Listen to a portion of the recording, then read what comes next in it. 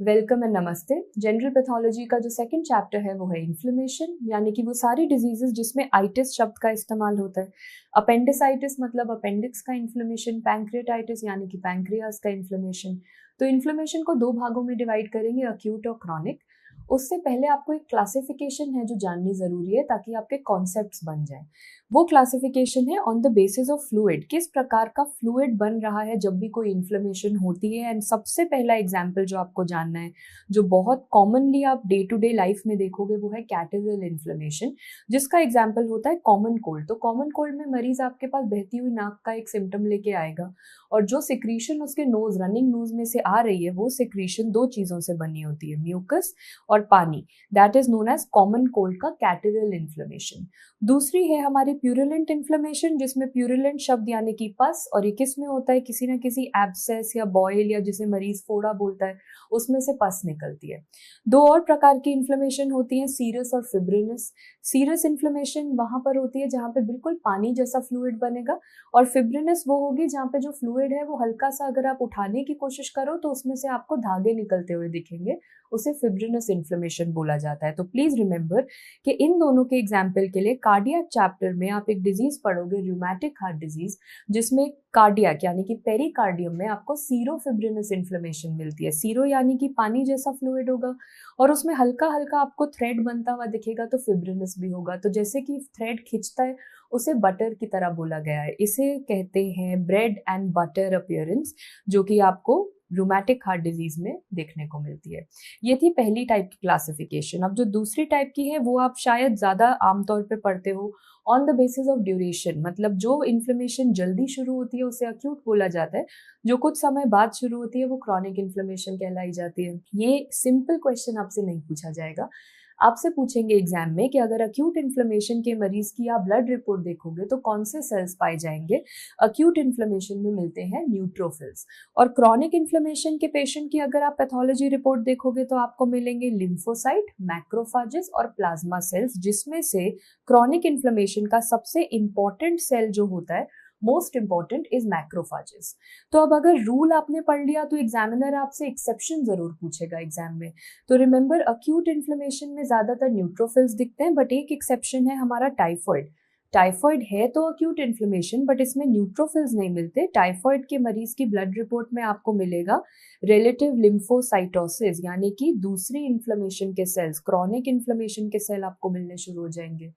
दूसरी जगह पर आपने पढ़ा था क्रॉनिक इन्फ्लेमेशन में लिम्फोसाइट, मैक्रोफाज और प्लाज्मा सेल मिलेगा, पर इसमें एक्सेप्शन आता है क्रॉनिक स्यूडोमोनास, क्योंकि नाम से तो ये क्रॉनिक इन्फ्लेमेशन है, बट जिसमें सेल्स दिख रहे हैं वो अक्यूट इन्फ्लेमेशन के दिख रहे हैं, यानी कि ये क्रॉस कनेक्शन है। क्रॉनिक स्यूडोमोनास में आपको न्यूट्रोफिल्स दिखाई देते हैं। तो एग्जामिनर रूल से ज्यादा ये एक्सेप्शन पूछता है, तो एक बार सुन लो, क्योंकि एग्जाम में क्वेश्चन इंग्लिश में लिखा जाएगा। That is, all acute inflammation show you neutrophils except typhoid, जिसमें आता है रिलेटिव लिम्फोसाइटोसिस।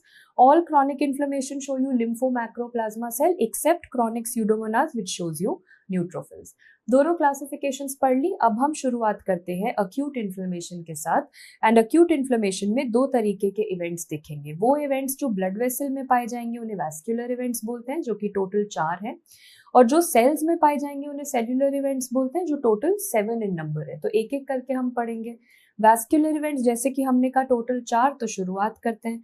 सबसे पहला वैस्कुलर इवेंट है वेजो कंस्ट्रिक्शन, यानी कि अगर ये आपकी ब्लड वेसल है तो ब्लड वेसल एकदम से बंद हो गई। तो इतना तो मुझे समझ आया कि ये पहला इवेंट है। ये करेगा कौन? कोई भी नहीं, ये एक रिफ्लेक्स है। ये बॉडी का रिफ्लेक्स क्यों है? तो अगर मान लो गॉड फॉरबिड अभी आपको कोई खरोंच लगती है, स्क्रैच लगता है और आपकी ब्लीडिंग शुरू हो जाती है, तो बॉडी सबसे पहले रिफ्लेक्स में क्या करेगी? ब्लीडिंग रोकने के लिए जो ब्लड वेसल है वो बंद हो जाएगी, उसी को बोला जाता है वेजोकंस्ट्रिक्शन। तो ये एक रिफ्लेक्स है, बट क्या आप बहुत लंबे समय तक अपनी ब्लड वेसल्स को बंद करके रख सकते हो? बिल्कुल भी नहीं। तो ये जो इवेंट है ये कुछ सेकेंड्स के लिए रहेगा, और उसके बाद मेरी ब्लड वेसल्स को खुलना पड़ेगा। तो ये कुछ सेकेंड्स के लिए ट्रांजिएंट इवेंट बोला जाता है, क्योंकि उसके बाद ब्लड वेसल्स को खुलना ही पड़ेगा, और उसे बोला जाता जाता है वेजो डायलेशन। तो ये वेजो डायलेशन कौन कराता है? तो दो ऐसे भाई हैं जो हमेशा साथ साथ काम करेंगे, एक है हिस्टामिन और दूसरा है सेरोटोनिन। तो हिस्टामिन और सेरोटोनिन आके ब्लड वेसल को खोल देंगे। इसके बाद जो तीसरा इवेंट आएगा वो सबसे जरूरी इवेंट है, क्योंकि उसे बोला जाता है इंक्रीज्ड वैस्कुलर परमिएबिलिटी। परमिएबिलिटी मतलब आर पार जाना। तो अब जो ब्लड वेसल है उसके अंदर से जो भी ब्लड वेसल के अंदर था, क्योंकि अब आर पार जा सकता है, तो वो सारी चीजें ब्लड वेसल के बाहर आ जाएंगी। वो क्या क्या होंगी? सेल्स बाहर आ जाएंगे।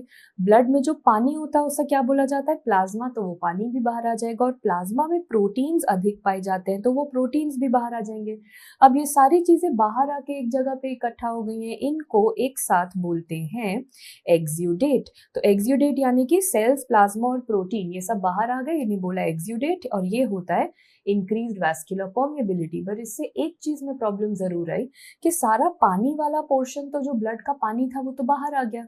तो अब सोचो, जो ब्लड के अंदर रेड ब्लड सेल्स थे, जो यहाँ पे हमारे रेड ब्लड सेल्स बचे, किसी भी चीज में से आप पानी खींच लोगे तो वो चीज बहुत कॉन्सेंट्रेटेड गाढ़ी हो जाएगी। मतलब अब जो होगा वो आरबीसीज बहुत गाढ़े हो गए, यानी कि कॉन्सेंट्रेटेड हो गए, जिसको हम बोल सकते हैं कि खून गाढ़ा हो गया, यानी कि विस्कस ब्लड। अब गाढ़ा खून अगर मूव करेगा तो धीरे मूव करेगा, नॉर्मल खून के हिसाब से मुकाबले धीरे मूव करेगा। इसे बोला जाता है स्लो ब्लड फ्लो। एंड इसे दिया गया है फोर्थ वैस्कुलर इवेंट का नाम, जो है स्टेसिस। तो एक बार दोबारा सुन लो, पहले ब्लड वेसल बंद होती है, उसके बाद ब्लड वेसल खुल जाती है, फिर चीजें आर पार जा सकती है, यानी कि परमिएबिलिटी, और उसकी वजह से खून गाढ़ा हो गया, जिसकी वजह से ब्लड का बहाव अब धीरे हो जाएगा, यानी कि स्टेसिस। इनमें से ऑर्डर तो याद हो गया, बट सबसे जरूरी इवेंट कौन सा माना जाता है? इंक्रीज्ड वैस्कुलर परमिएबिलिटी, जिसे हम बोलते हैं हॉलमार्क ऑफ अक्यूट इन्फ्लेमेशन। और इसी से रिलेटेड आपसे एग्जाम में पूछा जाता है कि ये आर पार जाने के मैकेनिज्म्स क्या है। इतना आसान तो नहीं है ना ब्लड वेसल के आर पार कुछ भी निकल जाए। तो सबसे कॉमन और सबसे इंपॉर्टेंट इवेंट अगर आप देखो, जो ये इंक्रीज्ड वैस्कुलर परमिएबिलिटी जो हॉलमार्क है, अगर आप इसका मैकेनिज्म मुझसे पूछो तो सबसे कॉमन मैकेनिज्म है एंडोथेलियल सेल कॉन्ट्रैक्शन या रिट्रैक्शन। नाम याद करने में थोड़ा सा मुश्किल है, तो हम इसको एक डायग्राम से समझ लेते हैं। ये मान लो एक ब्लड वेसल है, और थोड़ा सा एनाटॉमी अगर मुझे बता दो, तो ब्लड वेसल का जो लाइनिंग होता है वो एंडोथेलियल सेल होता है। और पैथोलॉजी में जान लो कि एंडोथेलियल सेल हमेशा CD34 पॉजिटिव होता है। तो इस ब्लड वेसल में से अगर सेल्स को निकल के बाहर जाना है, तो आपको कुछ तो यहाँ पे गैप बनाना पड़ेगा, यानी कि इसमें आपको एंडोथेलियल सेल्स में गैप बनाना पड़ेगा। तो अगर मान लो कि ये दो एंडोथेलियल सेल्स हैं, आपको इन दोनों को किसी तरह अलग करना पड़ेगा। अलग करने के लिए दो तरीके, या तो आप कॉन्ट्रैक्ट करा लो या आप रिट्रैक्ट करा लो। तो जो भी शब्द आप इस्तेमाल करो, मतलब सेम बनेगा कि आपने दो सेल्स के बीच में एक जगह क्रिएट कर दी है। अब ये जगह क्रिएट हुई तो सब कुछ बाहर बह जाएगा। ये कौन कराता है? तो वो जो दो भाई हैं जो हमेशा साथ में काम करेंगे, हिस्टामिन और सेरोटोनिन, ये कराते हैं इंक्रीज्ड वैस्कुलर परमिएबिलिटी। अब ये कितनी देर में एक्शन करेंगे? जल्दी काम करेंगे या लेट काम करेंगे? तो हमेशा याद रखना, ये हमारी बॉडी में हमेशा बनकर तैयार बैठे। आपको सिर्फ इनको एक सिग्नल देना और ये अपना काम करना शुरू कर देंगे। तो ये बहुत जल्दी काम करते हैं। अगर इस स्टेप का आपसे टाइमिंग पूछा गया तो इमीडिएट यानी कि जल्दी काम शुरू कर देंगे, ट्रांजिएंट उतनी ही जल्दी काम खत्म भी कर देंगे। तो ये जल्दी काम में, जैसे कि हीरो होता है ब्लॉकबस्टर, जितना जितना जल्दी से उसका राइज होगा, अगर वो मेहनत नहीं करेगा तो उतनी जल्दी से उसका फॉल होगा। तो वही हो रहा है हिस्टामिन के साथ। जल्दी जल्दी काम करना शुरू करेगा, उतनी ही जल्दी काम करना छोड़ देगा। इमीडिएट ट्रांजिएंट रिस्पॉन्स, ये एक मैकेनिज्म था सबसे कॉमन। आर पार जाने का चीजों के लिए और भी मैकेनिज्म्स हैं। दूसरा मैकेनिज्म बोला जाता है डायरेक्ट एंडोथेलियल इंजरी, यानी कि या तो बाहर से आके कोई सेल्स को डैमेज करने की कोशिश कर रहे हैं, या फिर कोई अंदर बैठा हुआ सेल्स को डैमेज करने की कोशिश कर रहा है। तो एंडोथेलियम को डैमेज करने की कोशिश हो रही है। तो एक एग्जाम्पल पढ़ते हैं, डिलेड सनबर्न। सनबर्न कभी ना कभी सबको हुआ ही होगा। तो मुझे एक बात बताओ, जब सन में आप कितनी देर टाइम स्पेंड करोगे जब सनबर्न स्किन जलनी शुरू हो जाएगी? तो मैम कम से कम 6-8 घंटे तो कोई सन के नीचे रहेगा तब ये होगा। तो ये कोई सेकंड्स में शुरू होने वाली चीज नहीं है। तो जो इसकी शुरुआत मानी जाएगी वो डिलेड मानी जाएगी। और दूसरा, अगर किसी को 8 घंटे सन के नीचे बैठने से सनबर्न हुआ है तो ठीक होने में भी कुछ दिन और हफ्ते लगेंगे। तो ये चलेगा भी लंबे समय तक। ये होता है डिलेड प्रॉन्ग्ड रिस्पॉन्स। याद करने के लिए टाइमिंग कैसे याद करें मैम, जैसे ही सनबर्न याद करा तो मुझे दीपिका पादुकोण का गाना याद आया। सो सनबर्न के साथ हमने डीपी याद कर लिया, यानी कि डिलेड प्रॉन्ग्ड रिस्पॉन्स। तो ये सनबर्न तो बाहर से मेरी ब्लड वेसल्स को, बाहर से सन की किरणें आके मेरे स्किन और ब्लड वेसल को डैमेज करेंगी। कुछ चीजें अंदर से भी ब्लड को डैमेज कर देती हैं। For example sepsis. सेप्सिस यानी कि बैक्टीरियल इन्फेक्शन। तो जो बैक्टीरिया यहाँ पे अंदर घूम रहा है वो आके मेरे ब्लड वेसल को डैमेज कर देगा। तो बैक्टीरिया तो मैम सेकेंड्स में काम शुरू करता है, बैक्टीरिया के साथ कोई डिले नहीं होने वाला। तो बैक्टीरिया का जो टाइमिंग होगा वो जरूर इमीडिएट शुरू होगा, अपना काम वो इमीडिएट शुरू कर देगा। बट हाँ, उसकी ट्रीटमेंट जब हम करने बैठेंगे आईसीयू में तो ट्रीटमेंट करने में के लिए काफी दिन लग जाते हैं, तो चलेगा तो लंबे समय तक सस्टेन्ड। यानी कि सेप्सिस के लिए आप क्या याद रखोगे, सिस, ये होता है इमीडिएट सस्टेन्ड रिस्पॉन्स। ये पढ़ने के बाद आता है तीसरा और चौथा जो लगभग सेम है, बस थोड़ा सा एक वर्ड का डिफरेंस है। तीसरा मैकेनिज्म है ट्रांससाइटोसिस। ट्रांस यानी कि थ्रू और साइटो यानी कि सेल। तो मतलब अब जो आर पार जाने के लिए पहले तो आप क्या कर रहे थे, जगह बनाते होते थे दो सेल्स को अलग करके। अब कोई जगह नहीं बना रहे, अब सेल्स ने कहा कि हम दरवाजा तोड़ के बाहर जाएंगे, दरवाजा खोल के बाहर नहीं जाएंगे, अब हम सीआईडी की तरह दरवाजा तोड़ के बाहर जाएंगे। बट प्रैक्टिकली तो पॉसिबल नहीं है ना मैम। अगर कोई बाहर गया है और आप कह रहे हो दरवाजा खोला भी नहीं, गैप बनाया भी नहीं, तो कोई तो आपने यहाँ पे सीक्रेट टनल ऐसा बनाया होगा जिसके थ्रू सेल बाहर जा रहा है। और ये सीक्रेट टनल का नाम होता है वीवी ऑर्गेनेल। जिन लोगों को फुल फॉर्म जानना है, वीवी ऑर्गेनेल है वेसिक्यूलो वैक्यूलर ऑर्गेनेल। वो बनाने के बाद ही सेल जा सकते हैं। तो ऐसा लग रहा है कि दरवाजा तोड़ के सीआईडी की तरह बाहर निकल गए सेल, बट नहीं, साइड पे छोटा सा टनल बनाया था उसके थ्रू वो गए हैं, तो वो चोरी के रास्ते से गए। ठीक है, उस चोरी के रास्ते को बोला वेसिक्यूलो वैक्यूलर ऑर्गेनेल। तो हाँ, ये हो गया ट्रांससाइटोसिस। चौथा और आखिरी मैकेनिज्म है एंजियोजेनेसिस। एंजियोजेनेसिस शब्द का मतलब सब जानते हैं, न्यू ब्लड वेसल फॉर्मेशन। और आज एक रूल याद कर लो कि कोई भी चीज बॉडी में न्यू बनेगी तो वो हमेशा बच्चों वाली इमेच्योर होगी। अभी तो वो न्यू बॉर्न है ना, तो वो इमेच्योर है। मतलब इमेच्योर में ऑटोमेटिकली हमेशा गैप रहेंगे। धीरे धीरे जैसे वो ब्लड वेसल उम्र में बड़ी होगी तो वो गैप भर जाएंगे, बट अभी तो गैप्स हैं। तो क्या हम बोल सकते हैं कि शुरुआत में जितने भी होंगे चैनल्स वो लीकी ब्लड वेसल्स ही होते हैं।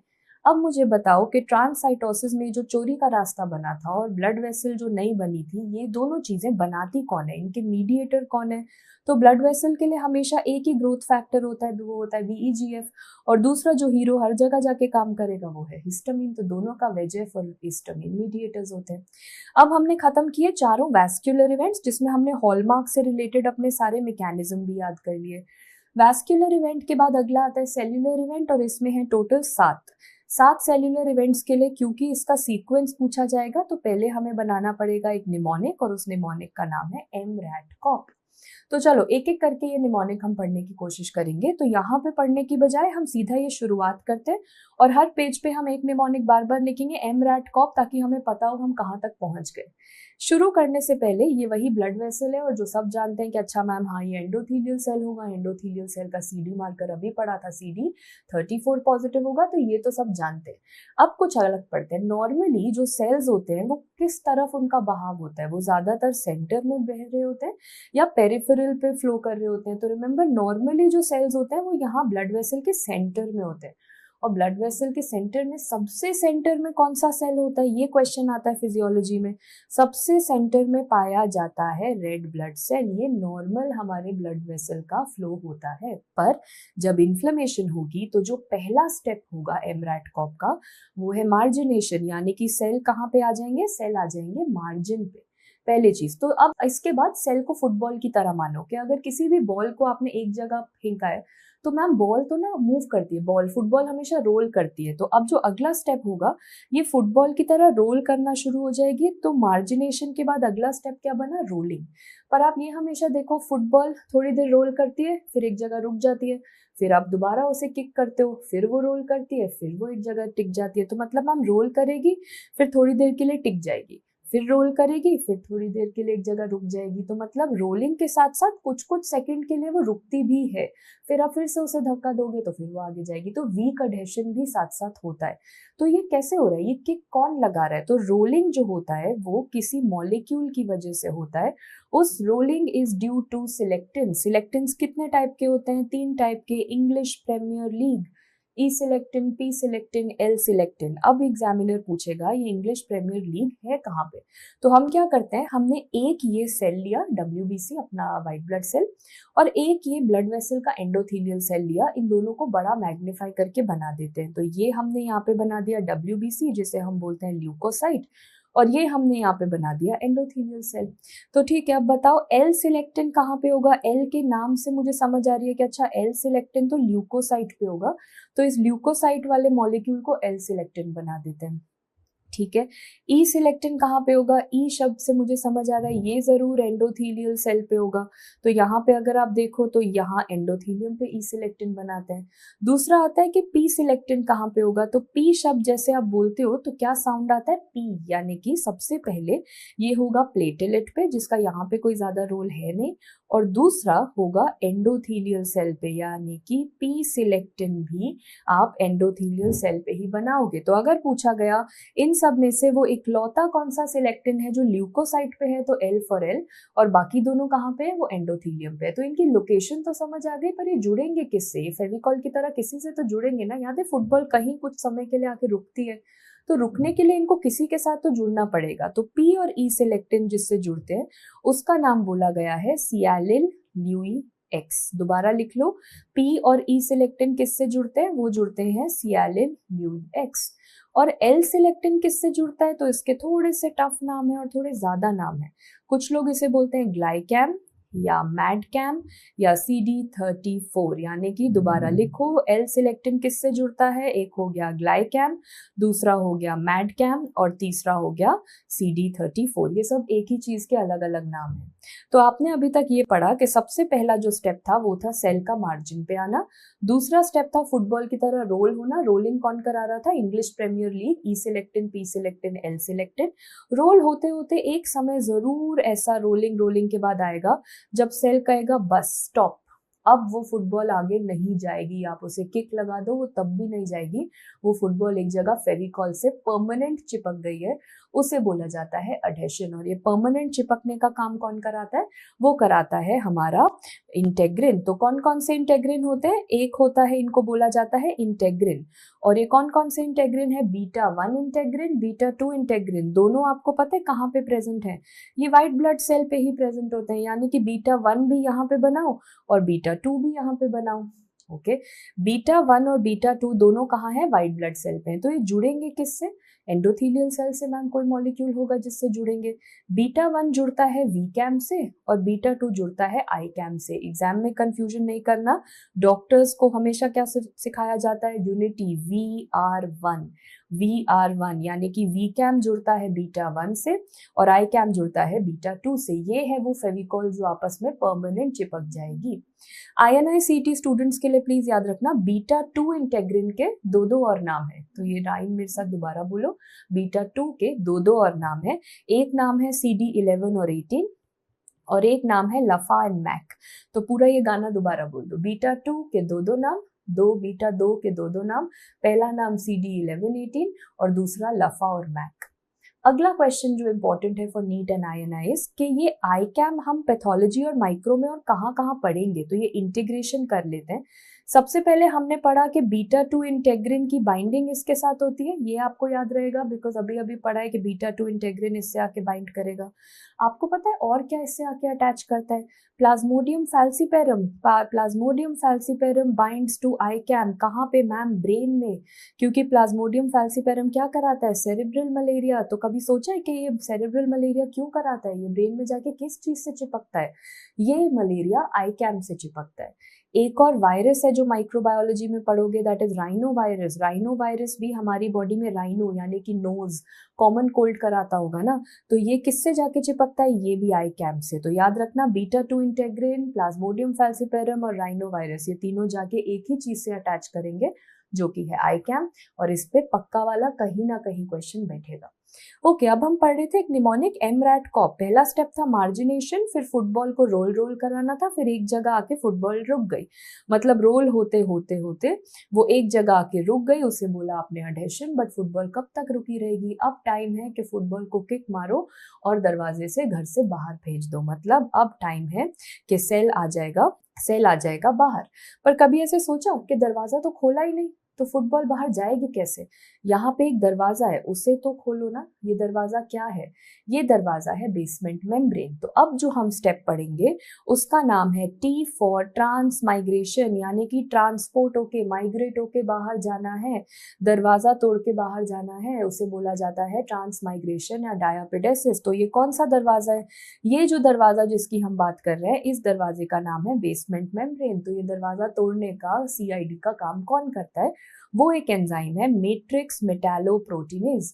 और उसके नाम से मुझे जरूर समझ आ रही है कि मैट्रिक्स मेटालोप्रोटीनेज में किसी तो मेटल की आवश्यकता जरूर होगी, और वो क्या होगा?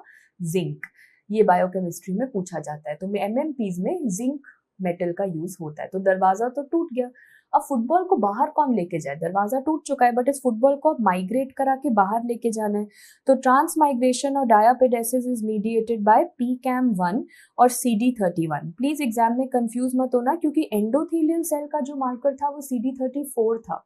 यहाँ पर जो ट्रांस माइग्रेशन करा रहा है वो PCAM1 या CD31 है। ओके, तो अब सेल फाइनली दरवाजा तोड़ के बाहर आ गया। अगला कौन सा स्टेप हो गया? तो चलो, मार्जिनेशन, फिर रोलिंग, फिर एक जगह चिपकना अडेशन, फिर माइग्रेट होके बाहर आना। तो अब सेल माइग्रेट होके आ चुका है यहाँ पे बाहर। अब मुझे बताओ अगला क्या था? निमोनिक कॉप, यानी कि सी हुआ कीमोटैक्सिस। कीमोटैक्सिस में मुझे इतना समझ आ रहा है, टैक्सी में बैठ के जाना। अब ये जो सेल है ये टैक्सी में बैठ के किसकी तरफ जाता है? ये सब हो ही क्यों रहा था? क्योंकि शरीर में कोई ना कोई बैक्टीरिया या वायरस या पैरासाइट या फंगस कुछ तो है बॉडी में, तभी तो ये सेल इतनी कोशिश करके बाहर जा रहा था। तो अब ये टैक्सी पकड़ के कहाँ जाएगा? ये बैक्टीरिया की तरफ जाएगा, मतलब एक ही डायरेक्शन में जाएगा। देखो इसका फोकस, ऐसा फोकस आपको एग्जाम के लिए लाना है कि आप बाहर निकलने के बाद ये जा तो मूवी देखने भी सकता था, शॉपिंग पे भी जा सकता था, फ्रेंड्स के साथ घूमने भी जा सकता था, पर इसने अपना फोकस नहीं छोड़ा। इसने अपना टारगेट याद करा कि अभी तक की मेहनत क्यों करी है बैक्टीरिया को मारने के लिए, तो उसे ही आगे बढ़ाओ। यानी कि टैक्सी में बैठ के एक ही डायरेक्शन में जाना है, उसे बोला जाता है यूनिडायरेक्शनल मूवमेंट। WBC बैक्टीरिया की तरफ जाएगा, वो होता है कीमोटैक्सिस। तो मैम ऐसा क्यों हुआ? जा तो ये कहीं भी सकता था, ऐसी क्या चीज थी जो इसको सिर्फ बैक्टीरिया की तरफ खींच के लेके गई? तो जैसे ऐसा क्या है जो आपको सिर्फ एग्जाम के लिए लाइब्रेरी में बैठ के पढ़ा सकता है? या तो मैम एग्जाम की डेट आ चुकी है, मतलब यानी कि ये बैक्टीरिया खुद ही उसको अपनी तरफ खींच रहा है, या फिर मैम आप हमें बोल रहे हो बार बार कि पढ़ लो, बिकॉज पढ़ने के बाद, पास होने के बाद other side is very very good, आप आगे प्रोग्रेस कर जाओगे लाइफ में। तो कुछ तो चीजें हैं जो इसको इसकी तरफ खींच के लेके जा रही हैं, उन्हें बोला जाता है कीमोटैक्टिक एजेंट्स। तो सबसे पहला कीमोटैक्टिक एजेंट होता है एक्सोजीनस, यानी कि बैक्टीरिया। बैक्टीरिया खुद ही एक मैग्नेट की तरह उसे अपनी तरफ खींच रहा है, जैसे टेस्ट और एग्जाम आपको अपनी तरफ खींच रहा है। दूसरा एंडोजीनस, के अंदर से भी तो कुछ मोटिवेशन आती है ना, तो अंदर से हम क्या बनाते हैं जो ये खिंचाव में हेल्प करते हैं? वो है LIC, यानी कि L से होता है ल्यूकोट्राइन B4, I से होता है इंटरल्यूकिन 8 और C से होता है C5a। एग्जाम में आपको C5a भी लिखा होगा ऑप्शंस में और C5b। तो हमेशा A वाले मॉलिक्यूल्स सिलेक्ट करना, क्योंकि A यानी कि अट्रैक्शन, मतलब आप एक तरफ अट्रैक्ट होके जा रहे हो ना, तो A वाले मॉलिक्यूल सिलेक्ट करना। तो इसे बोला जाता है कीमोटैक्सिस, यूनिडायरेक्शनल। अब वो पहुंच गया। आप जैसे मैम जैसा बैक्टीरिया है, तो हम जैसे एग्जाम की तरफ जा रहे हैं, तो इस दौरान एग्जामिनर क्या कर रहा है? एग्जामिनर कह रहा है ठीक है ये लोग तो तैयारी कर रहे हैं, तो मुझे एग्जाम को थोड़ा सा और मजेदार बनाने दो, उसमें थोड़े ट्विस्ट एंड टर्न, पोस्टपोन, प्रीपोनमेंट, ये सब भी करने दो। तो जैसे एग्जामिनर कोशिश करता है एग्जाम को टेस्टी बनाने के लिए, बैक्टीरिया कोशिश कर रहा है अपने आसपास वो कुछ बना ले और अपने आप को टेस्टी कर दे। तो इस स्टेप को जो एमरैट कॉप में अगला आता है, that is known as opsonization. Opsonization क्या है? बैक्टीरिया अपने आसपास एक कुछ ऐसे स्पाइसेस, खाने के ऊपर जैसे गरम मसाला डालते हो ताकि खाना टेस्टी हो जाए, ऑप्सोनाइजेशन वही है। बैक्टीरिया के ऊपर आपने कुछ गरम मसाले लगाए हैं, क्यों? ताकि बैक्टीरिया खाने के लिए टेस्टी हो जाए। तो क्या होते हैं मैम ये गरम मसाले? What are these? ये स्पाइसेस क्या है? सबसे इंपॉर्टेंट ऑप्शनेंट, तभी तो हमने गरम मसाला याद करा, क्योंकि सबसे इंपॉर्टेंट ऑप्शनेंट माना जाता है IgG, यानी कि गरम मसाला। बट अगर क्वेश्चन पूछा गया which is the most common complement opsonin, तो now your answer will be C3b। देखो यहाँ पे भी A और B दोनों की ऑप्शंस होंगे, तो हमने क्या याद किया था? C5a, C3a, ये AA वाले मॉलिक्यूल्स जब बोले जाएंगे तो हम कीमोटैक्सिस की अट्रैक्शन में डालेंगे। जब कॉम्प्लीमेंट में BB मॉलिक्यूल्स बोले जाएंगे तो हम उसे मानते हैं बढ़िया खाना बनाने के लिए। तो C3b काम आएगा बढ़िया खाना बनाने के लिए और C5a काम आएगा कीमोटैक्सिस की अट्रैक्शन के लिए। ये रिपीट करते हुए एक बार याद कर लो। ऑप्सोनाइजेशन मतलब बैक्टीरिया अपने आसपास कुछ ऐसे स्पाइसेस और गरम मसाले लगा रहा है कि वो टेस्टी हो जाए। सबसे इंपॉर्टेंट ऑप्सोनिन सच में गरम मसाला है IgG, एंड सबसे इंपॉर्टेंट कॉम्प्लीमेंट ऑप्सोनिन है C3b। और ये सब क्यों किया जा रहा था? क्योंकि mRAT-CoP में हम फाइनली कहते हैं कि जो आखिरी स्टेप है वो है फैगोसाइटोसिस। बैक्टीरिया को मारना है, तो बैक्टीरिया को मारने के दो तरीके हैं। एक है या तो आप ऑक्सीजन जो मात्रा है शरीर में उसको यूज करके बैक्टीरिया को मारो, या फिर आप बिना ऑक्सीजन के बैक्टीरिया को मारो। तो सबसे पहला जो प्रोसेस है उसे बोलते हैं ऑक्सीजन डिपेंडेंट किलिंग। इसका एक और नाम है, इसमें 3 चीजों का प्रयोग होगा। एक है H2O2 हाइड्रोजन पेरोक्साइड, दूसरा है MPO माइलो पेरोक्साइड और तीसरा है हेलाइड। इसे बोलते हैं H2O2 MPO halide system. H2O2 और MPO सबको पता है। हेलाइड शायद आपको स्कूल में केमिस्ट्री का पीरियोडिक टेबल पढ़ के कुछ याद आ रहा होगा कि हेलाइड होते थे क्लोराइड। यानी कि 3 चीजें चाहिए साथ में ऑक्सीजन तो बैक्टीरिया मर जाएगा, H2O2 MPO और क्लोराइड। बट मैम ये तो सिस्टम का नाम हो गया, वो फाइनल एंजाइम कौन सा है जो बैक्टीरिया को मारता है? तो सबसे इंपॉर्टेंट एंजाइम जो इस पाथवे में यूज होता है वो है NADPH oxidase. And NADPH oxidase का अगर आप PH और OX आखिरी 2 और पहले 2 अक्षर उठा लो तो जीन का नाम साथ ही बन जाएगा, जिस जीन का नाम है फॉक्स जीन। तो ये सारी चीजें तभी होती हैं अगर ऑक्सीजन आपने यूज करा है। अगर आप ऑक्सीजन ना यूज करो यानी कि ऑक्सीजन इंडिपेंडेंट किलिंग करो तो बिना ऑक्सीजन के एक एग्जाम्पल है जो बिना ऑक्सीजन के माइक्रो ऑर्गेनिज्म को मारता है, that is known as MBP major basic protein MBP। तो ये बिना ऑक्सीजन के काम करता है। तो ये कौन बनाता है? This is a famous previous year question. ये बनता है इओसिनोफिल से। और क्यों बनता है? किस चीज को मारने के लिए? तो इओसिनोफिल हमेशा किसे मारने का काम करता है? पैरासाइट्स को, parasitic infections. So remember MBP eosinophil बनाएगा पैरासाइट को मारने के लिए। इसके बनने के लिए ऑक्सीजन की कोई आवश्यकता नहीं है। तो इन दोनों में से ज्यादा बेहतर कौन सा माना जाता है? more potent is oxygen dependent killing। ठीक है, that is going to be more potent। तो अब फाइनली अगर mRAT-CoP निमोनिक को थोड़ा सा रिवाइज करें तो सबसे पहला जो स्टेप था वो था मार्जिनेशन, सेल्स का मार्जिन पे आना। दूसरा था फुटबॉल की तरह रोल होना जो 3 सिलेक्टेंट्स कराते हैं, English premiere league EPL। Role होते होते वो एक जगह बैठ जाते हैं, अडहेशन 2 चीजें कराती हैं, β1 β2 इंटेग्रिन।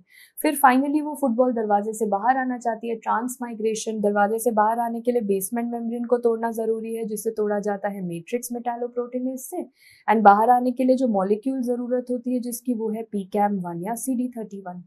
बाहर आने के बाद वो टैक्सी में बैठ के एक ही डायरेक्शन में जाता है यानी कि यूनिडायरेक्शनल जाता है जिसे बोलते हैं कीमोटैक्सिस।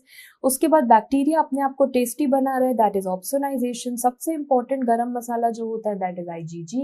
बट सबसे इंपॉर्टेंट कॉम्प्लीमेंट ऑप्सोनिन जो होता है वो है C3b।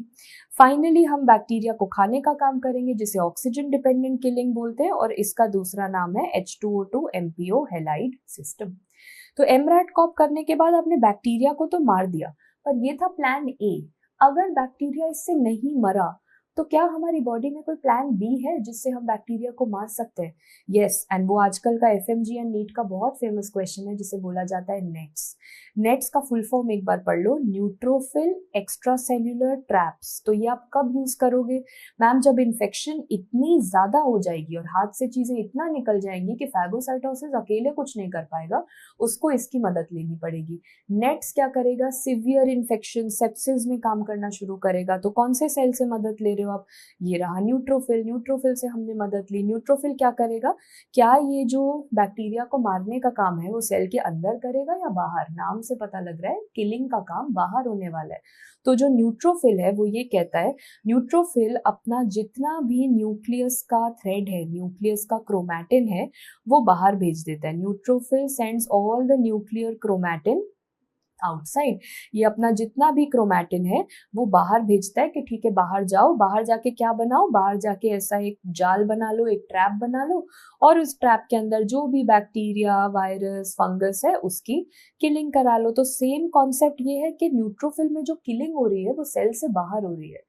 तो आपका तो फायदा हो गया, आपका बैक्टीरिया वायरस फंगस तो मर गया, पर इस दौरान आपने ये जरूर नोटिस किया होगा कि न्यूट्रोफिल ने आपके लिए बहुत बड़ा सैक्रिफाइस दिया, उसने अपना न्यूक्लियस त्याग दिया आपके लिए। न्यूट्रोफिल एक सुसाइड कमिट करता है आपके फायदे के लिए, इस वजह से इस चीज को एक और नाम दिया गया है, that is beneficial suicide. So remember, nets is also known as beneficial. किसका बेनिफिट? हमारा बेनिफिट, हमारे बेनिफिट के लिए न्यूट्रोफिल ने सुसाइड कमिट करी है। तो ये सारे प्रोसेस को चलाने के लिए एक अमाइनो एसिड की जरूरत पड़ती है, जो एग्जाम में पूछा जाता है। वो अमाइनो एसिड है आर्जिनिन। और क्या इस प्रोसेस से हमारा फायदा हुआ है, पर क्या एक नुकसान हो सकता है? बिल्कुल। आप ये सोचो, आज तक आपके शरीर को ये आदत थी कि न्यूक्लियस हमेशा सेल के अंदर रहेगा, यहाँ पे न्यूक्लियस आ चुका है सेल के बाहर, तो आपके बॉडी के लिए थोड़ा सा कुछ अलग हो रहा है। न्यूक्लियस अगर बाहर आ गया तो शायद आपकी बॉडी एंटी न्यूक्लियर एंटीबॉडीज बनाना शुरू कर दे। इसका मतलब है, क्या ये गलती से कभी कभी कुछ मरीजों में SLE करा सकता है? Yes, that is a side effect.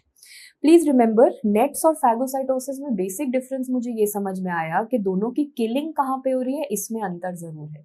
Neutrophil extra cellular traps में जो किलिंग है, बैक्टीरिया सेल के बाहर मारा जा रहा है, और फैगोसाइटोसिस में बैक्टीरिया को सेल के अंदर मारा जा रहा है।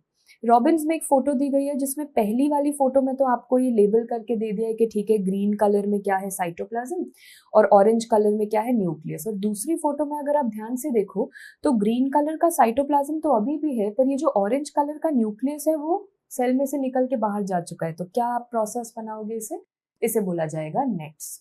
ठीक है। फाइनली, बिफोर ये टॉपिक हम खत्म करें, एक छोटा सा टॉपिक जिस पे क्वेश्चन आता है वो है एम्पेरिपोलेसिस।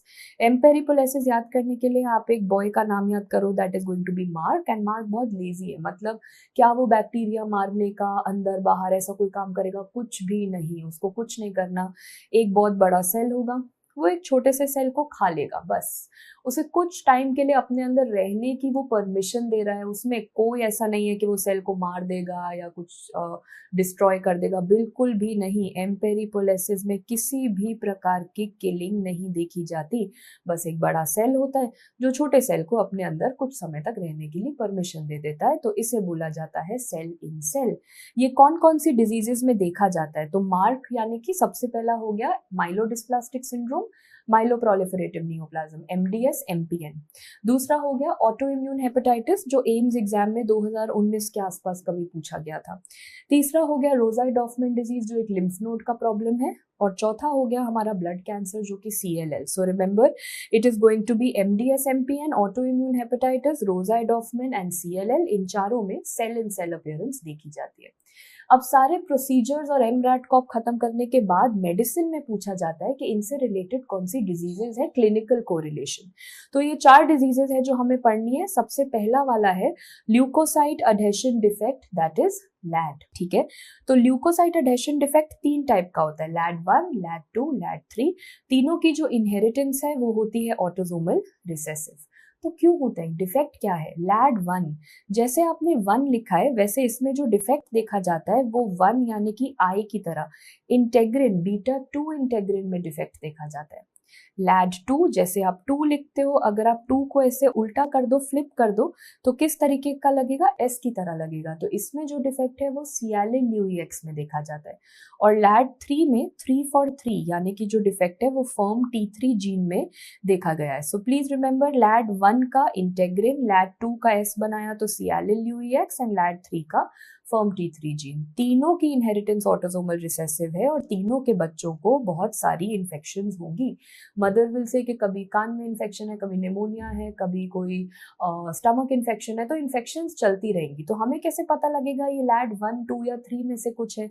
तो LAD1 में मदर विल से दैट बच्चे के बर्थ के बाद जो अम्बलाइकल कॉर्ड था वो काफी हफ्तों तक, वो एक छोटा सा अम्बलाइकल कॉर्ड 1-1.5 सेंटीमीटर का जो अटैच्ड रहता है वो कुछ हफ्तों के बाद खुद से गिर के टूट जाता है ना, टूट जाता है, गिर जाता है, शेड ऑफ हो जाता है। तो बेसिकली मदर विल से कि नहीं, काफी हफ्तों तक वो अम्बलाइकल कॉर्ड नहीं टूटी, नहीं गिरी, शेड ही नहीं हुई थी।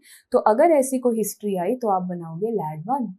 अगर मदर ने आपको ऐसी रिपोर्ट दिखाई जिसमें बच्चे का ब्लड ग्रुप बहुत रेयर है, यानी कि बॉम्बे ब्लड ग्रुप है, तो वो बनेगा LAD2। बॉम्बे ब्लड ग्रुप क्या होता है ये देखने के लिए, समझने के लिए please go to the blood banking chapter. But basic concept ये होता है कि जितने भी एंटीजेंस हैं वो ब्लड से मिसिंग चले जाएंगे। मतलब H antigen A antigen, B antigen, किसी भी टाइप का एंटीजन नहीं मिलने वाला, किसी भी टाइप का एंटीजन नहीं मिलेगा। बट जितनी भी एंटीबॉडीज है, अगर आपसे पूछा गया anti H antibody, anti A antibody, anti B antibody, तो आप कहोगे कि मैम एंटीबॉडीज सारी पाई गई।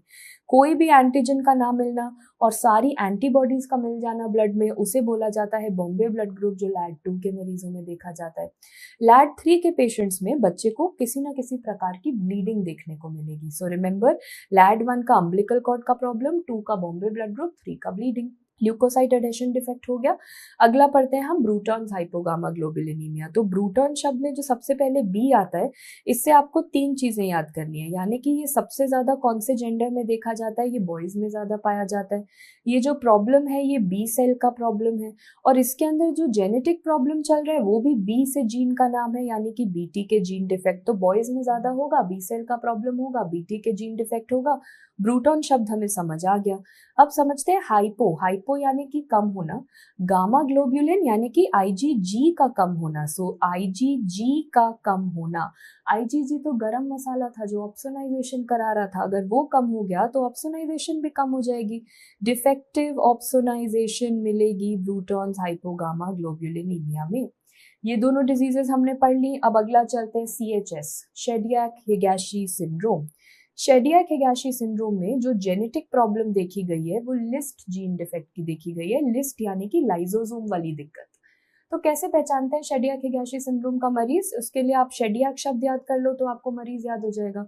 सी से आप याद करोगे सीएनएस का प्रॉब्लम, न्यूरोलॉजिकल प्रॉब्लम। हमारे देश में ज्यादातर मदर से अगर आप पूछोगे कि कैसे वो बच्चे में पहचानेंगे कि कोई न्यूरोलॉजिकल प्रॉब्लम है, तो मदर्स के 2 ही तरीके हैं, या तो वो माइलस्टोन जो बच्चे को जिस उम्र तक जो कर लेना चाहिए था वो नहीं करा, या फिर स्कूल जाने पे उसके नंबर नहीं आए। तो अगर क्वेश्चन में लिखा है that child has delayed milestones, या फिर child has not getting good grades in school, marks in school, तो वो न्यूरोलॉजिकल दिक्कत है।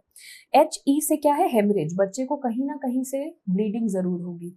D I for decreased immunity. Decreased immunity यानी कि मदर विल से कि बच्चे को बार बार किसी ना किसी प्रकार की इन्फेक्शन हो रही है, ईयर, थ्रोट, कोल्ड हो रहा है, जीआई इन्फेक्शन हो रही है, तो बार बार इन्फेक्शन चल रहा है।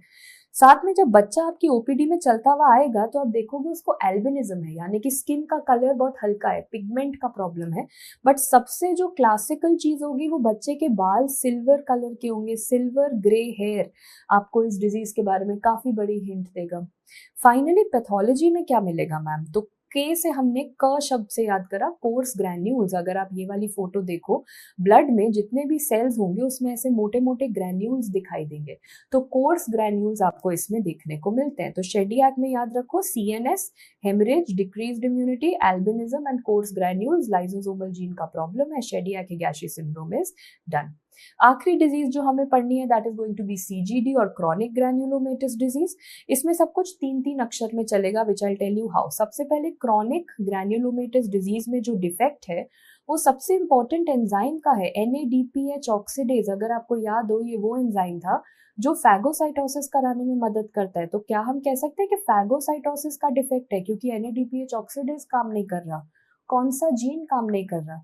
पीएच और OX, ये भी हमने पहले पढ़ लिया है। तो इसके अंदर फॉक्स जीन का डिफेक्ट देखा गया है। इस मरीज को ज्यादातर जो इन्फेक्शंस होंगी वो ऐसी होंगी जिसमें रिपोर्ट में लिखा होगा ऑर्गेनिज्म इज कैटलेज पॉजिटिव। अगर आप माइक्रो में जाओ तो हमने एक लिस्ट पढ़ी है सारे कैटलेज पॉजिटिव ऑर्गेनिजम्स की, जैसे कि स्टेफाइलोकोकस, स्यूडोमोनास। तो हर बार जब इन्फेक्शन होगी, मदर के हाथ में जो रिपोर्ट होगी उसमें लिखा होगा स्टेफाइलोकोकस स्यूडोमोनास, यानी कि वही इन्फेक्शन जो कैटलेज पॉजिटिव है। 2 प्रकार के टेस्ट होते हैं, CGD 3 अक्षर, तो स्क्रीनिंग टेस्ट में भी 3 अक्षर यानी कि NBT टेस्ट, और कंफर्मेटरी डायग्नोस्टिक टेस्ट में भी 3 अक्षर यानी कि DHR टेस्ट। इसमें से आपको NBT का फुल फॉर्म जरूर जानना है। NBT stands for nitro blue tetrazolium. अगर एग्जामिनर ने लिख दिया नाइट्रो ब्लू टेट्राजोलियम टेस्ट में दिक्कत आई है तो आपको पता होना चाहिए कि ये NBT था, ये CGD का टेस्ट था। अगला क्वेश्चन, इनमें से छोटा वाला टेस्ट कौन सा है? स्क्रीनिंग। और फाइनल वाला टेस्ट कौन सा है? तो छोटा वाला याद करने के लिए टेस्ट NBT थोड़ा निब्बा निब्बी टेस्ट जैसा साउंड कर रहा है। हमारे देश में जो टीनेज कपल्स होते हैं जो ज्यादातर सोशल मीडिया पे क्रिंज वीडियोस डालते हैं, तो उन्हें बोला जाता है निब्बा निब्बी कपल्स, है ना। तो निब्बा निब्बी यानी कि छोटा वाला टेस्ट, NBT छोटा स्क्रीनिंग टेस्ट है। और DHR जो टेस्ट है वो है डायग्नोस्टिक टेस्ट। अब नहीं भूलोगे because that is all of your clinical correlation. जल्दी से क्वेश्चन का आंसर देके हम अगले टॉपिक की तरफ चलते हैं। 4 साल का बच्चा है जिसको बहुत सारी इन्फेक्शंस हो रही है स्टेफाइलोकोकस और स्ट्रेप्टोकोकस के साथ। पेरिफेरल स्मीयर पे उसको न्यूट्रोफिलिया देखा गया। एडवांस स्टडीज पे रोलिंग में दिक्कत पाई गई है। Child is also having a rare blood group, Bombay blood group. ये पढ़ते ही और कुछ सोचना ही नहीं, बॉम्बे ब्लड ग्रुप मतलब वो डिजीज जो LAD2 के साथ पाई गई है, तो ये ब्लड ग्रुप LAD2 के साथ मिलता है। बात खत्म। अक्यूट इन्फ्लेमेशन के स्टेप्स और क्लिनिकल्स पढ़ने के बाद अगला टॉपिक जो हम शुरू करेंगे वो है मीडिएटर्स, जो अगले आधे घंटे के लिए थोड़ा सा हमें टफ जरूर लगेगा, बट अगर ये एक बार रट्टा लगा लोगे, अच्छे से मगअप कर लोगे, तो फिर सारे क्वेश्चंस ठीक जरूर होंगे। तो मीडिएटर्स में शुरुआत करते हैं। वो मीडिएटर्स जो हमारे शरीर में हमेशा बने बनाए तैयार पड़े हैं, आप उनको बस बोलो हाँ इन्फेक्शन हुई है, वो अपना काम करना शुरू कर देंगे। उन्हें नया वो खाना आपने बना के रखा हुआ है। तो सबसे पहला मीडिएटर हिस्टामिन और सीरोटोनिन, जिसको हम भाई बोलते हैं। तो ये आते तो अलग अलग सेल से, बट काम मतलब कजन ब्रदर्स, इनके पेरेंट्स अलग अलग है, बट ये एंड में जो काम करेंगे वो एकजुट होकर एक साथ काम करेंगे। तो पेरेंट्स अलग अलग है, मतलब हिस्टामिन कौन से सेल से आता है, अगर कोई पूछेगा हिस्टामिन का रिचेस्ट सोर्स क्या होता है, वो होता है मास्ट सेल। एक क्वेश्चन जो हिमेटोलॉजी में पढ़ते हो, मास्ट सेल और उसी के साथ बेजोफिल के लिए एक स्पेशल स्टेन होता है जो पूछा जाता है, दैट इज टोल्यूडीन ब्लू। तो क्वेश्चन इनडायरेक्ट आता है, वो कौन सा सेल है जो टोल्यूडीन ब्लू के लिए पॉजिटिव है और हिस्टामिन बनाता है, तो आपको पता है वो सेल होगा mast cell. Mast cells and basophils are positive for toluidine blue. तो मास्ट सेल से सबसे ज्यादा क्या निकलेगा, हिस्टामिन आएगा। अच्छा, सेरोटोनिन सबसे ज्यादा कौन से सेल से आता है, तो पहले बोला जाता था प्लेटलेट सबसे ज्यादा सेरोटोनिन बनाते हैं, बट अब इसका उत्तर थोड़ा सा चेंज हुआ है। सबसे ज्यादा सेरोटोनिन बनता है एंटेरोक्रोमाफिन सेल से, और एंटेरो शब्द से आपको ये समझ में आना चाहिए कि ये सेल इंटेस्टाइन में पाया जाता है। तो ये आएंगे तो अलग अलग जगह से, बट क्योंकि ये भाई हैं तो एंड में काम एक ही करेंगे। क्या क्या काम करते हैं वो हम पढ़ चुके हैं। सबसे पहले ये ब्लड वेसल को डायलेट करते हैं, मतलब वेजो डायलेशन। दूसरा ये परमिएबिलिटी बढ़ाते हैं, आर पार कराते हैं चीजों को ब्लड वेसल के, इंक्रीज्ड वैस्कुलर परमिएबिलिटी। और मेडिसिन में आपने पढ़ा है कि हिस्टामिन और सेरोटोनिन एस्थमा कराते हैं, मतलब ये कराएंगे bronchoconstriction. Yes, so remember 3 things जो ये दोनों भाई एक साथ कराते हैं। एक और चीज है जो हमारी बॉडी में बनी बनाई तैयार पड़ी है, उन्हें बोला जाता है लाइसोसोमल एंजाइम्स। ये तो हम नहीं पढ़ेंगे कि लाइसोसोमल एंजाइम्स लाइसोसोम से आते हैं, ये तो हमें पता है, बट लाइसोसोम के कौन से ग्रैन्यूल से आते हैं पहले उनका नाम याद कर लो, फिर हम उसके बाद कौन से ग्रैन्यूल से कौन सा एंजाइम निकलेगा वो याद कर लेंगे। तो कौन से एंजाइम्स, कौन से ग्रैन्यूल्स हैं। सबसे पहले प्राइमरी ग्रैन्यूल्स। प्राइमरी मतलब पहला अक्षर कौन सा होता है, ए, दूसरा नाम क्या हो जाएगा, एज्यूरोफिलिक ग्रैन्यूल्स। ठीक है, फिर आता है secondary granules, SS। Secondary granules का दूसरा नाम है स्पेसिफिक ग्रैन्यूल्स।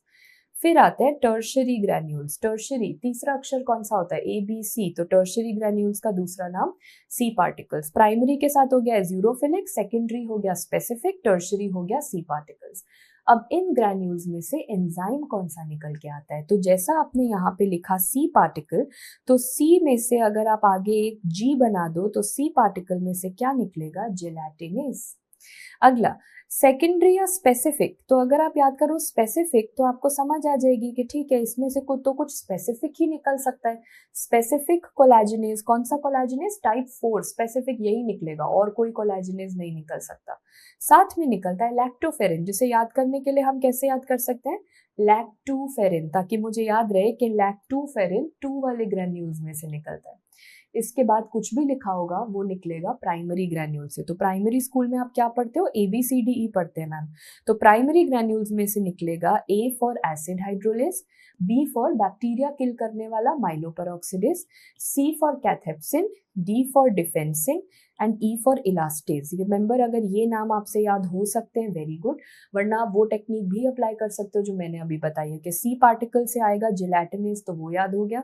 स्पेसिफिक से कुछ स्पेसिफिक निकलेगा, साथ में सेकेंडरी बोला है तो लैक्टोफेरिन निकलेगा। इसके बाद बाकी पूरी दुनिया कहाँ से निकल रही है, प्राइमरी ग्रैन्यूल्स से। तो ये सारे हो जाएंगे लाइसोसोमल एंजाइम्स। ये वो चीजें हैं जो हमारी बॉडी में हमेशा तैयार पड़ी हुई है, ये खाना हमने बना के रखा हुआ है कि कभी भी भूख लगेगी ये हम इस्तेमाल कर लेंगे। अब हम वो सारी चीजें पढ़ना चाहते हैं जो नई बनेंगी। बट वहां जाने से पहले जल्दी से एक क्वेश्चन कर लो, जिलेटिनेज कहाँ से आता है? ऑप्शंस पढ़ने की जरूरत ही नहीं है। जिलेटिनेज आ रहा था सी पार्टिकल से, ये मार्क करा। सी पार्टिकल क्या है? सी है प्राइमरी, सेकेंडरी या टर्शरी? तीसरा अक्षर मतलब टर्शरी ग्रैन्यूल्स। अब हम वो सारे मीडिएटर्स पढ़ेंगे जो हम बॉडी में नए बनाने की कोशिश कर रहे हैं। मतलब ये खाना बना नहीं हुआ, जब मेहमान आएगा तो हम खाना बनाएंगे। मतलब जब बैक्टीरिया हमारी बॉडी में आएगा तब हम ये मीडिएटर बनाना शुरू करेंगे। तो सबसे पहला मीडिएटर है नाइट्रिक ऑक्साइड और दूसरा है प्लेटलेट एक्टिवेटिंग फैक्टर, जो कि लगभग उल्टा काम कर रहे हैं। नाइट्रिक ऑक्साइड सब कुछ ओपन कर रहा है। मतलब अगर आप देखो कि ये ब्लड वेसल को क्या कर रहा है? डायलेट, खोल रहा है।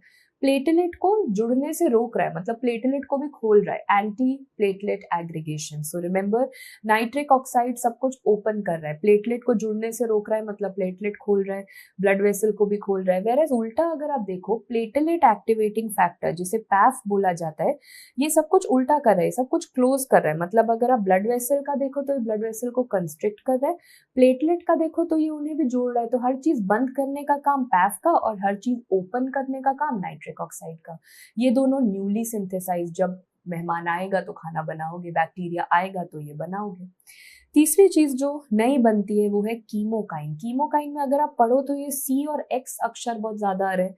तो सी अक्षर का मतलब होता है सिस्टीन और एक्स मतलब कोई भी अमाइनो एसिड जो इसमें पाया जाएगा। तो प्लीज रिमेंबर, सबसे पहले हम याद करते हैं CXC, जिसे बोला जाता है अल्फा कीमोकाइन। इसमें से अगर आप एक्स अक्षर हटा दो तो क्या बना? CC को बोला जाता है बीटा कीमोकाइन। और अगर आप एक और सी हटा दो तो सिंगल सी बचेगा, जिसे बोलेंगे गामा कीमोकाइन। तो अल्फा बीटा गामा कीमोकाइन क्या होता है, एक बार दोबारा रिवाइज कर लो। पहले लिखोगे CXC, फिर उसमें से एक्स काट दोगे तो CC, एक और सी काट दोगे तो C। तो ये तो आपने सिर्फ इसका स्ट्रक्चर याद करने की कोशिश करी है, असल में इसके अंदर क्या एग्जाम्पल्स हैं, वो क्या काम कर रहे हैं। कीमोकाइन का एक काम है किसी भी सेल को अपनी तरफ आकर्षित करना, किसी भी चीज को अपनी तरफ अट्रैक्ट करना, वो कीमोकाइन का काम होता है। मतलब CXC में क्या एग्जाम्पल आएगा? इंटरल्यूकिन 8। कैसे याद करोगे? CXC में X से आप कौन सा नंबर बना सकते हो? 8 बना सकते हो। तो इंटरल्यूकिन 8 आता है और इंटरल्यूकिन 8 का काम है न्यूट्रोफिल्स को अपनी तरफ आकर्षित करना। Neutrophil attraction is the work of CXC।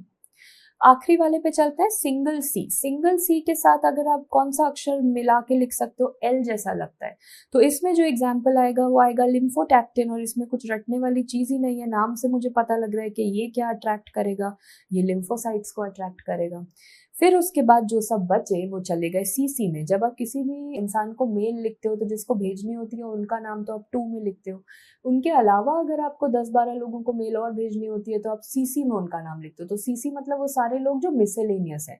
तो CC वो सारे कीमोकाइन जो बच गए। मतलब सबसे पहले ईओटैक्सिन। ईओटैक्सिन कॉमन सेंस लगाओ, किसे अट्रैक्ट करेगा? ये ईओसिनोफिल को अट्रैक्ट करेगा। MCP किसे अट्रैक्ट करेगा? मोनोसाइट को अट्रैक्ट करेगा। और रैंटेस किसे अट्रैक्ट करेगा? T सेल को attract. So eotaxin for eosinophil, MCP for monocyte, RANTES for T cell. अब जो आखिरी बचा, जिसे हमने अल्फा बीटा गामा से अलग रखा, जिसे अलग रखा क्योंकि उसका नाम ही बहुत अलग है, 2 सिस्टीन और 3 अमाइनो एसिड CX3C। तो क्योंकि इसका स्ट्रक्चर इतना अलग है तो इसका एग्जाम्पल भी बहुत अलग है। इसका एग्जाम्पल है फ्रैक्टैल्कीन। ये रटने वाली चीज है, आज के बाद आप पूरे 19 सब्जेक्ट्स में इसका यूज कहीं भी नहीं करोगे। तो CX3 जिसका स्ट्रक्चर सबसे अजीब है, उसका एग्जाम्पल भी ऐसा है जो हमने कभी सुना नहीं, और आज के बाद ये यहीं खत्म, इसके बाद सुनोगे भी नहीं। तो ये हो गए हमारे सारे कीमोकाइंस। आगे बढ़ने से पहले जल्दी से बता दो इनमें से कौन कौन सा है जो CC में आएगा। ऐसे नहीं पढ़ना करना अटेम्प्ट क्वेश्चन, एक एक ऑप्शन देख लेना कि इंटरल्यूकिन 8 कहाँ आता था, ये वो X का मैम 8 बनाती थी तो वो तो CXC में था। लिम्फोटैक्टिन कहाँ आता था, वो तो C वाले में आता था। फ्रैक्टैल्कीन तो अलग वाला तिरंगा नाम था तो वो तो अजीब वाला स्ट्रक्चर में आता था। तो CC वो मिसलेनियस बची हुई चीजें मतलब ईओटैक्सिन आता है CC के अंडर। अभी तक जो नए वाले मीडिएटर्स थे हमने पढ़ा नाइट्रिक ऑक्साइड, पैफ और कीमोकाइन। अब जो चौथा हम पढ़ेंगे वो होगा साइटोकाइन। साइटोकाइन में 3 चीजें आती है, इंटरल्यूकिन, TNF और इंटरफेरॉन्स। तो सबसे पहले शुरुआत करते हैं, कौन सा इंटरल्यूकिन कौन सा फंक्शन कराएगा? फीवर, फीवर कौन कौन कराता है? इंटरल्यूकिन 1, इंटरल्यूकिन 6 और TNF अल्फा। इनमें से TNF अल्फा बहुत से काम कराता है। सबसे पहला काम है कि वो फीवर कराता है, जो हमने पढ़ लिया। साथ में आपने हमेशा देखा होगा जब भी बुखार आता है तो आपको भूख लगनी कम हो जाती है, तो नो फूड एपेटाइट, याद रखना कि ये क्या कराता है, अपने खाने की एपेटाइट को कम कर देता है। और एग्जाम में जब आप जाओगे तो खाना एपेटाइट कम करने के लिए ऑप्शंस में TNF alpha, TGF alpha, TGF beta, बहुत प्रकार की चीजें लिखी होंगी। तो आपको हमेशा याद करना है TNF अल्फा, यानी कि no food appetite is TNF alpha. साथ में अगर आप मेडिसिन में जाके देखोगे तो TNF अल्फा किसकी पैथोजेनेसिस में काम करता है? Septic shock. सेप्टिक शॉक कराने में TNF अल्फा का बहुत मेजर रोल होता है। ठीक है, अगला इंटरल्यूकिन चलते हैं। वो कौन से इंटरल्यूकिन है जो दोनों काम कर सकते हैं? जब आप चाहो इन्फ्लेमेशन वो बढ़ा देंगे, जब आप चाहो वो इन्फ्लेमेशन रोक देंगे। तो वो इंटरल्यूकिन होते हैं इंटरल्यूकिन 4 और 6। बट वो कौन सा इंटरल्यूकिन है जो सिर्फ इन्फ्लेमेशन रोकने का काम करता है? वो है इंटरल्यूकिन 10। तो हम इसको याद करते हैं एन 10 इन्फ्लेमेटरी, एन 10 इन्फ्लेमेटरी, ताकि 10 हमें याद रहे कि एंटी का काम करता है। टी सेल को मैच्योर करने में कौन सा इंटरल्यूकिन काम आएगा? वो है इंटरल्यूकिन 7। कैसे याद करोगे? जैसे आप 7 लिखते हो, उससे एक अगर आप डंडा और लगा दो तो वो टी बन जाएगा। तो टी सेल में इंटरल्यूकिन 7 का काम होता है। इओसिनोफिल को कौन एक्टिवेट करता है? तो ई अक्षर, पांचवा अक्षर होता है ना, ABCDE, तो ई के साथ 5 नंबर रखना, मतलब इंटरल्यूकिन 5 काम करता है इओसिनोफिल एक्टिवेशन में। फाइनली न्यूट्रोफिल रिक्रूटमेंट, अभी हमने पढ़ा था न्यूट्रोफिल को आकर्षित करना है तो कौन सा इंटरल्यूकिन लगेगा? इंटरल्यूकिन 8 यूज होगा। एक और इंटरल्यूकिन जो जानना है जो APRs को रेगुलेट करता है, वो है इंटरल्यूकिन 6। पहले तो APR होते क्या है, ये कोविड के बाद तो नॉन मेडिकोस को भी समझ आ गई थी कि APR होते हैं अक्यूट फेज रिएक्टेंट्स। मतलब जब भी किसी को किसी भी टाइप का या किसी भी इंफेक्शन की वजह से बुखार होता है, कुछ ऐसे मॉलिक्यूल्स हैं जो हमारे ब्लड में जिनकी मात्रा बढ़ जाएगी और कुछ ऐसे हैं जिनकी मात्रा कम हो जाएगी। वो सारे मॉलिक्यूल्स को बोलते हैं अक्यूट फेज रिएक्टेंट। मतलब जिनका वैल्यू ब्लड में बढ़ेगा, जो मॉलिक्यूल्स ब्लड में बढ़ेंगे उन्हें बोलेंगे पॉजिटिव APR, और जो मॉलिक्यूल्स ब्लड में कम हो जाएंगे उन्हें बोलेंगे नेगेटिव APRs। तो पॉजिटिव में अगर आप देखो, याद है कोविड के मरीजों में सबका C रिएक्टिव प्रोटीन बढ़ा हुआ मिलता था, फेरिटिन बढ़ा हुआ मिलता था। तो जो चीजें बढ़ती हैं खून में उनको पॉजिटिव APR बोलते हैं। साथ में हेप्सिडिन, हेप्टोग्लोबिन, फिब्रिनोजन, प्रोकैल्सिटोनिन एंड SAA, सभी कुछ बढ़ता है। ये लिस्ट याद करने से बेहतर रहेगा आप वो लिस्ट याद कर लो जो छोटी है और आसान है। क्या क्या चीजें कम होती हैं? मतलब टैन निमोनिक आपको बताएगा कि नेगेटिव APR कौन कौन से हैं। तो सबसे पहले सारे ट्रांस वाली चीजें, ट्रांसफेरिन, ट्रांसकॉर्टिन, ट्रांसथायरेटिन, ये सारी चीजें घटती हैं। दूसरा A फॉर एल्ब्यूमिन, ये भी घटता है। तो जितनी भी ट्रांस वाली चीजें हैं और एल्ब्यूमिन, ये क्या होते हैं? ये होते हैं नेगेटिव APRs। ये बॉडी में इनकी मात्रा ब्लड में कम हो जाती है जब भी कोई इन्फेक्शन होती है। तो कौन डिसाइड करेगा कि क्या बढ़ेगा क्या कम होगा? ये डिसाइड करने का काम इंटरल्यूकिन 6 का होता है, जो रेगुलेट करता है APRs को। आगे बढ़ने से पहले कुछ क्वेश्चंस जो बाकी सब्जेक्ट्स में पूछे जाते हैं, हेमेटोलॉजी में पूछा जाता है कि इंटरल्यूकिन 6 का रोल कौन से अनीमिया में देखा गया है? अनीमिया ऑफ क्रॉनिक डिजीज में इंटरल्यूकिन 6 का रोल पाया गया है। एंड लास्टली पीडियाट्रिक्स में पूछा जाता है कि सेप्सिस के लिए आजकल एक मार्कर बताओ। तो रिमेंबर, सेप्सिस के लिए जो मार्कर है that is procalcitonin. These are some questions from other subjects. अब आपने जो पढ़ा अभी तक वो पढ़े थे हमने क्या? हमें पढ़ना था इंटरल्यूकिन्स और हमें पढ़ना था TNF, जो हमने पढ़ लिया। बचा इंटरफेरॉन्स। इंटरफेरॉन्स भी साइटोकाइंस ही होते हैं, 3 टाइप के होते हैं। एक होता है इंटरफेरॉन अल्फा, एक होता है इंटरफेरॉन बीटा एंड एक है इंटरफेरॉन गामा। ये आते कहाँ से और काम क्या करते हैं? तो आते कहाँ से याद करने के लिए आप पढ़ोगे LFT। LFT मतलब इंटरफेरॉन अल्फा आता है ल्यूकोसाइट से। कौन से ल्यूकोसाइट से? मैक्रोफाज से। इंटरफेरॉन बीटा आता है फाइब्रोब्लास्ट से और इंटरफेरॉन गामा आता है T हेल्पर 1 सेल से। तो इंटरफेरॉन अल्फा बीटा गामा के लिए निमोनिक आपने याद कर दिया LFT। कहीं से भी आए, ये काम क्या करते हैं? तो इंटरफेरॉन अल्फा बीटा गामा काम भी अपने नाम अनुसार करते हैं, यानी कि ABG।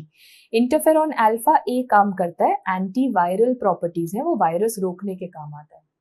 इंटरफेरॉन बीटा ब्रेन की ट्रीटमेंट में काम आता है। कौन सी डिजीज? Multiple sclerosis.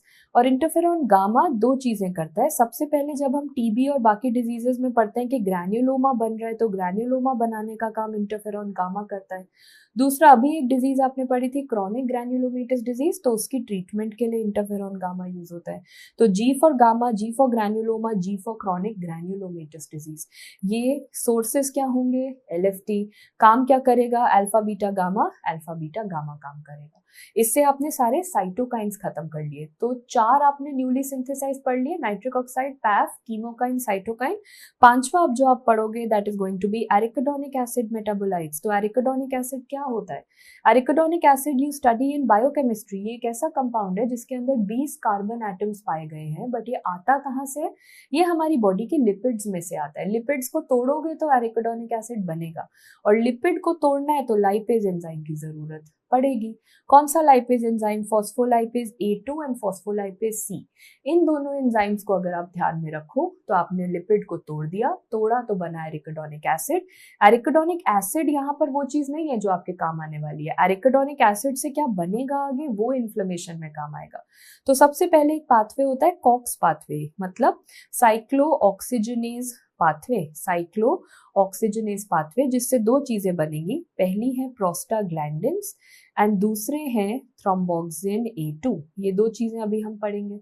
एक और पाथवे है जो है लॉक्स पाथवे, लाइपो ऑक्सीजनेज, और इससे भी दो चीजें बनती हैं। एक है ल्यूकोट्राइन्स और दूसरे है लाइपोक्सिन्स। तो एक एक करके दोनों हम पाथवेज पढ़ लेते हैं। पहले देखते हैं एरिकोडोनिक एसिड कॉक्स पाथवे में क्या कराता है।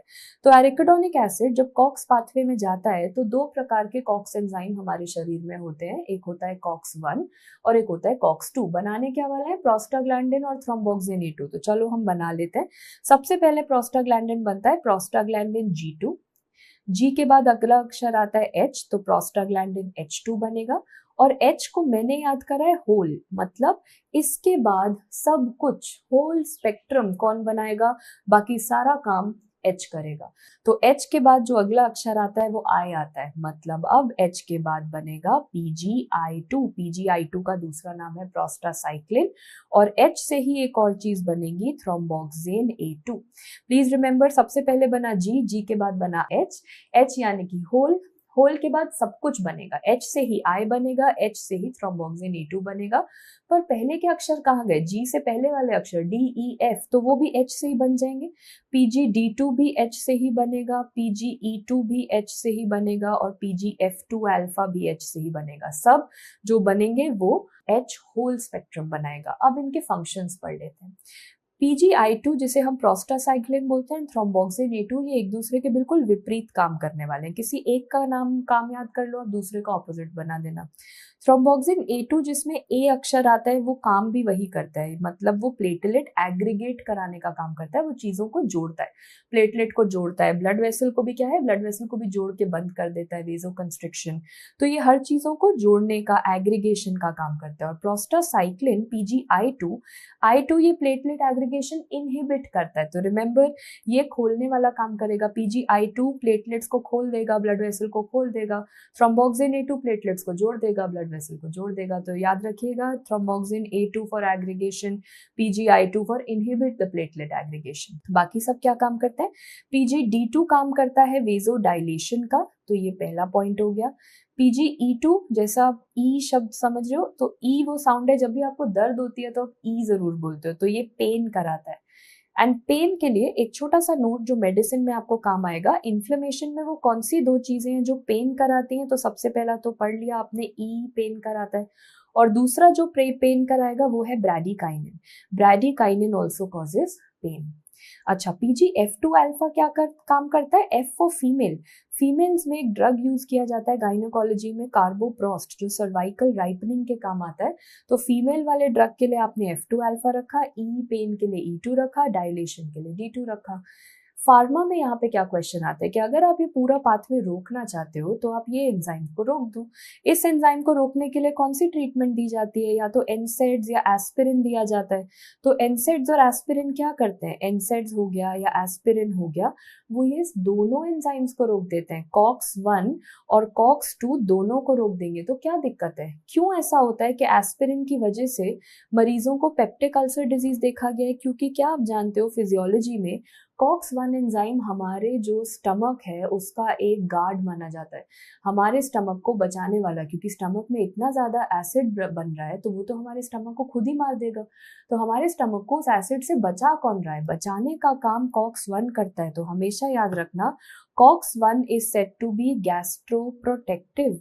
COX 1, only cox 1, not cox 2। Cox 1 है जो हमारे स्टमक को बचाएगा। और अगर आपने स्टमक को बचाने वाले चीज को ही खत्म कर दिया, एस्पिरिन ने आके उसी को खत्म कर दिया, तो स्टमक तो अब नहीं बचेगा। और तभी तो मरीज में पेप्टिक अल्सर डिजीज देखा जाता है। तो सही अप्रोच क्या रहेगी? कॉक्स 1 को मारना, कम करना? बिल्कुल भी नहीं। सही अप्रोच रहेगी कि कॉक्स 1 को अपना स्टमक बचाने का काम करते रहने दो। अगर आपको ये पाथवे रोकना है तो आप कॉक्स 2 को रोक दो। तो आजकल जो यूज किया जाता है उन्हें बोलते हैं सिलेक्टिव कॉक्स 2 इनहिबिटर्स।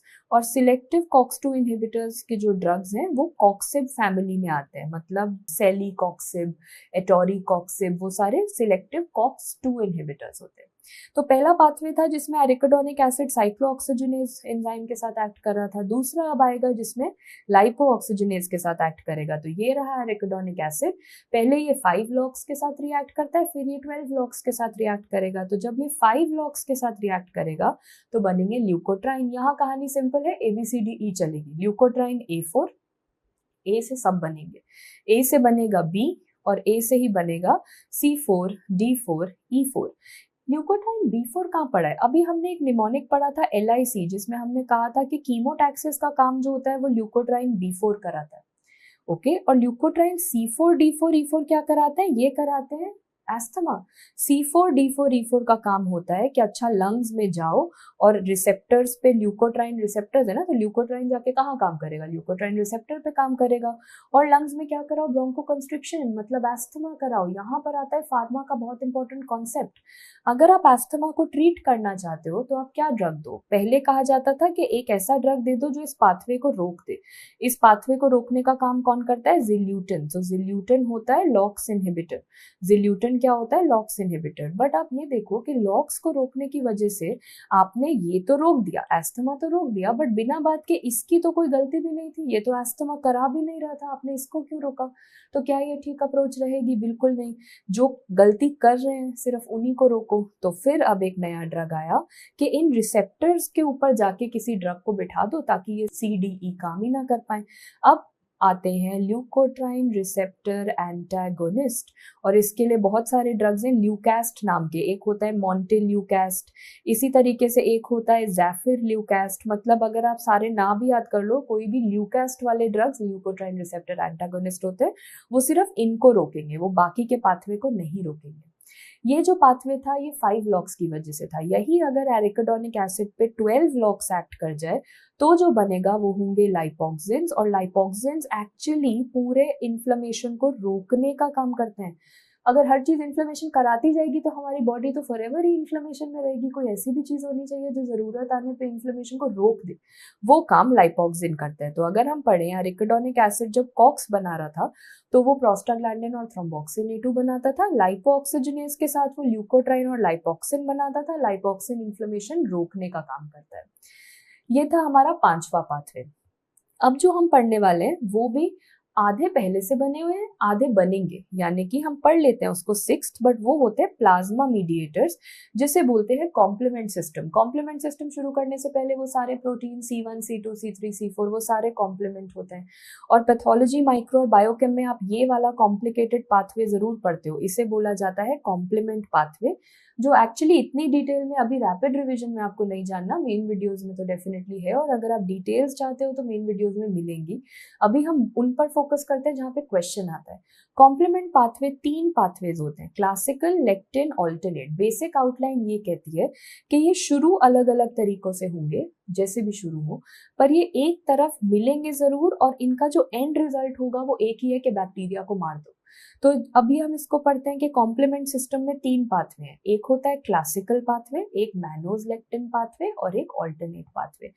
हमारी बॉडी कैसे डिसाइड करती है कि कौन सी सिचुएशन में कौन सा पाथवे चलाना है? तो याद रखो, क्लासिकल पाथवे तब चलता है जब कोई एंटीजन एंटीबॉडी रिएक्शन होगा, और स्पेशली कौन सा एंटीबॉडी?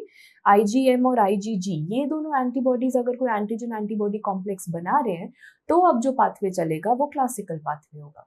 ठीक है, अगर आईजीए एंटीबॉडी कभी बॉडी में बनना शुरू हो जाए तो वो कौन सा पाथवे चलाएगी? Alternate pathway. Alternate pathway triggered with A for a IgA. और मैनोज पाथवे कब शुरू होता है? मैनोज शब्द मैंने बैक्टीरिया की सेल वॉल में पढ़ा था कि बैक्टीरिया में मैनोज होता है, मतलब कोई भी अगर ऑर्गेनिज्म यानी कि बैक्टीरिया आएगा तो वो ये पाथवे शुरू कराएगा। तो this is triggered by organisms. तो classical pathway antigen antibody IgM IgG, alternate pathway IgA शुरू कराएगा, मैनोज पाथवे ऑर्गेनिज्म शुरू कराएंगे। शुरुआत का स्टेप याद कर लो और आखिर का स्टेप याद कर लो। क्लासिकल पाथवे तो नाम है क्लासिकल, C1 से शुरू होगा। ऑल्टरनेट का मतलब ही समझ आ रहा है, कोई साइड से पाथ निकलेगा ऑल्टरनेट, तो C3 से शुरू होगा। और मैनोज वाला C2 और C4 से शुरू होगा। क्लासिकल C1, ऑल्टरनेट C3 और मैनोज वाला C2 एंड C4। शुरू ये कहीं से भी हो, अंत में आके बनाएंगे सेम चीज जो कि है मैक, मेम्ब्रेन अटैक कॉम्प्लेक्स। किसका मेम्ब्रेन अटैक करने की आप सोच में हो? किसके मेम्ब्रेन को अटैक करना चाहते हो? ऑब्वियसली बैक्टीरिया का। बैक्टीरिया मेम्ब्रेन अटैक करो, बैक्टीरिया को तोड़ दो, बैक्टीरिया को मार दो। तो मैक क्या कराता है? बैक्टीरिया तोड़ता है, बैक्टीरियल लाइसिस कराता है। चलो, ये मैक बना किस चीज से होता है? कौन से कॉम्प्लीमेंट्स? इनकी कॉम्पोजिशन है C5b to C9। मैक में क्या होता है? C5b 6 7 8 9, ये है मैक का कॉम्पोजिशन। बैक्टीरिया टूट गया। पाथवे से ज्यादा क्वेश्चंस आते हैं इसके डेफिशिएंसीज पर और किस तरीके से आप इसको डिजीज से कोरिलेट कर सकते हो। तो सबसे पहले मोस्ट कॉमन कॉम्प्लीमेंट डेफिशिएंसी मानी जाती है C2, जो ह्यूमन बींग्स में देखी गई है। जब भी शुरू वाले प्रोटीन्स में डेफिशिएंसी आएगी, शुरुआत वाले early complement deficiency C1 C2 C4, तो मरीज में ज्यादा चांसेस हैं SLE होने के। तो SLE एसोसिएशन किसके साथ होता है? C1 to 4। और अगर बाद वाले मैक ना क्या क्या C5b to C9 में डेफिशिएंसी आएगी, तो जितने भी कैप्सुलेटेड इन्फेक्शंस है ना, वो होने के चांसेस बढ़ेंगे। कैप्सुलेटेड इन्फेक्शंस का बेस्ट और सबसे कॉमन एग्जांपल अगर पढ़े तो मेनिंजाइटिस, नाइसीरिया मेनिंजाइटिस, मेनिंगोकोकस। तो याद करने का तरीका हुआ कि मैक इन्फेक्शन, मैक डेफिशिएंसी के साथ मेनिंगोकोकस इन्फेक्शन होने के चांसेस ज्यादा होते हैं। बट कॉन्सेप्ट ये है कि किसी भी प्रकार का कैप्सुलेटेड बैक्टीरिया इन्फेक्शन करा सकता है। FMG और नीट का रीसेंट प्रीवियस ईयर क्वेश्चन है, C1 इनहिबिटर डेफिशिएंसी क्या कराता है? वो जानने से पहले C1 इनहिबिटर होता क्या है? C1 तो मुझे पता है मैम, C1 वो चीज है जो कॉम्प्लीमेंट पाथवे शुरू कराती है। तो C1 इनहिबिटर वो होगा जो कॉम्प्लीमेंट पाथवे शुरू नहीं होने देगा। तो इसकी क्या जरूरत? बहुत ज्यादा जरूरत है। पूरा समय अगर आपकी बॉडी में यही चलता रहेगा और आप सिर्फ चीजों को तोड़ने के बारे में सोचोगे, तो आप पूरा समय इन्फ्लेमेशन में ही रहोगे, और इन्फ्लेमेशन में पूरा समय बॉडी को रखना अच्छा नहीं है। तो जब जरूरत है इस पाथवे को चलाओ, और जब जरूरत नहीं है तो इस पाथवे को रोक दो। तो रोकने का काम कौन करता है? ये रोकने का काम हमारे C1 इनहिबिटर का है। Who stops it? C1 inhibitor इसे रोकेगा कि अभी कोई बैक्टीरिया नहीं है, अभी तुम काम मत करो। तो C1 इनहिबिटर का क्या काम है? C1 inhibitor is a controller of C1। और अगर इस C1 इनहिबिटर की हो गई डेफिशिएंसी, तो अब क्या कोई कंट्रोल करने को बचेगा? कोई नहीं मैम। अब सोचो, ये पाथवे चलता ही जाएगा। अगर डेफिशिएंसी हुई तो this will all B uncontrolled, and फिर देखा जाएगा C1 इनहिबिटर डेफिशिएंसी में एक डिजीज जिसका नाम है हेरिडिटरी, मतलब ये फैमिलीज में चलती है, एंजियोएडिमा। पेशेंट को स्वेलिंग एडिमा होगा, जैसे कि यहाँ पे दिख रहा है, आईज पे एडिमा हो रहा है, लिप्स पे एडिमा हो रहा है। यहाँ तक का एडिमा तो पेशेंट संभाल लेगा। दिक्कत तब आती है जब पेशेंट को हो जाता है लैरिंजियल एडिमा। लैरिंजियल एडिमा से ऑब्वियसली पेशेंट को सांस लेने में दिक्कत आएगी, पेशेंट में हो जाएगा रेस्पिरेटरी डिस्ट्रेस। और ऑब्वियसली रेस्पिरेटरी डिस्ट्रेस का पेशेंट आपके पास कभी ओपीडी में तो आएगा नहीं, वो एक मेडिकल इमरजेंसी के साथ आएगा। तो it's an emergency procedure that is going to come age. So remember, C1 inhibitor deficiency कराता है हेरिडिटरी एंजियोएडिमा, रेस्पिरेटरी डिस्ट्रेस हुआ तो मेडिकल इमरजेंसी बने। ये थे हमारे सारे कॉम्प्लीमेंट से रिलेटेड डिजीजेस। और इसके साथ जो हमने खत्म करा, that is the acute inflammation. So acute inflammation with mediators, diseases, clinical, सब कुछ खत्म। अब जो 3 छोटे भाग रहते हैं हमारे इस चैप्टर के, वो है chronic inflammation, granulomatous inflammation and wound healing। Chronic inflammation के बारे में एक चीज हम पढ़ते हुए आए हैं कि इसमें सबसे इंपॉर्टेंट सेल जो होता है मैक्रोफाज। क्या आप जानते हो कि मैक्रोफाज एक नाम है पर हर ऑर्गन में से इसी सेम मैक्रोफाज को अलग अलग नाम दिए गए हैं। मतलब मैक्रोफाज को एक्चुअली बोला जाता है हिस्टियोसाइट, मैक्रोफाज को बोला जाता है हिस्टियोसाइट, बट हर ऑर्गन में इसका एक अलग नाम है। और ये मैंने पहले से इसलिए लिखा है क्योंकि अगर आप देखोगे तो आपको लगेगा कि ये नाम से हम वैसे ही पहचान लेंगे एग्जाम में। मतलब ब्रेन में मैक्रोफाज को क्या बोला जाता होगा? ब्रेन में हर चीज को मैम ग्लाया बोला जाता है, तो मैक्रोफाज को भी माइक्रोग्लाया बोला जाएगा। लंग्स में सब कुछ क्या है? लंग्स में तो सारा कार्बन, सारा पोल्यूशन जा रहा है, तो लंग्स में जाता है सारा डस्ट। तो लंग्स में मैक्रोफाज को या तो आप मैक्रोफाज बुला लो, एल्वियोलर मैक्रोफाज बुला लो, लंग्स वाले मैक्रोफाज, या क्योंकि सारा पोल्यूशन जा रहा है तो आप उसको डस्ट सेल्स बता सकते हो। लिवर में कफर सेल्स बोलते हैं, ये ऑलरेडी सब जानते हैं, इसके लिए निमोनिक की कोई जरूरत नहीं है। किडनी में क्या चीज होती है? मेसेंजियम कहाँ होता है? किडनी में होता है, तो किडनी में एम फॉर एम मैक्रोफाज को बोला जाता है मेसेंजियल सेल्स। स्प्लीन याद करना पड़ेगा, स्प्लीन में मैक्रोफाज को बोला जाता है लिटोरल सेल्स। तो यहाँ पर एक सर्कल लगाया, ये शायद अलग है। प्लेसेंटा में इसे बोला जाता है हॉफबर्ग सेल्स। हॉफबर्ग सेल्स क्या होते हैं? मैक्रोफाज होते हैं। कहाँ होते हैं? प्लेसेंटा में होते हैं। ये तो समझ आ गया, बट माइक्रो में क्वेश्चन आएगा हॉफबर्ग सेल्स में आजकल कौन सा वायरस है जो मदर के प्लेसेंटा में जाके बैठता है? Zika virus. और प्लेसेंटा में कहाँ बैठता है? इन हॉफबर्ग सेल्स में बैठा हुआ मिलता है। बोन में ऑस्टियो शब्द आएगा तो बोन के मैक्रोफाज को बोला ऑस्टियोक्लास्ट। साइनोवियम में साइनोवियो शब्द आएगा तो बोन साइनोवियम के मैक्रोफाज को बोला गया टाइप ए साइनोवियोसाइट। सो रिपीट कर लेते हैं, ब्रेन में ग्लाया, माइक्रोग्लाया। लंग्स के अंदर या तो एल्वियोलर मैक्रोफाज या प्रदूषण वाले dusty cell, dust cells. Liver में कफर सेल पता है, किडनी में मेसेंजियम होता है तो मेसेंजियल सेल्स। स्प्लीन याद कर लो, लिटोरल सेल्स।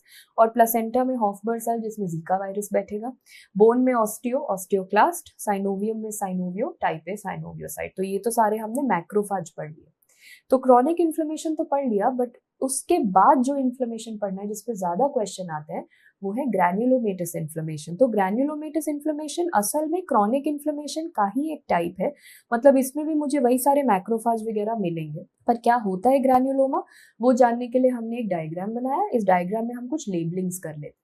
सबसे पहली लेबलिंग है सेंटर में। सेंटर में जो दिखेगा उसे बोला जाता है केशियस नेक्रोसिस। तो कुछ ग्रैन्युलोमास में नेक्रोसिस याद है ना, chapter 1 cell death.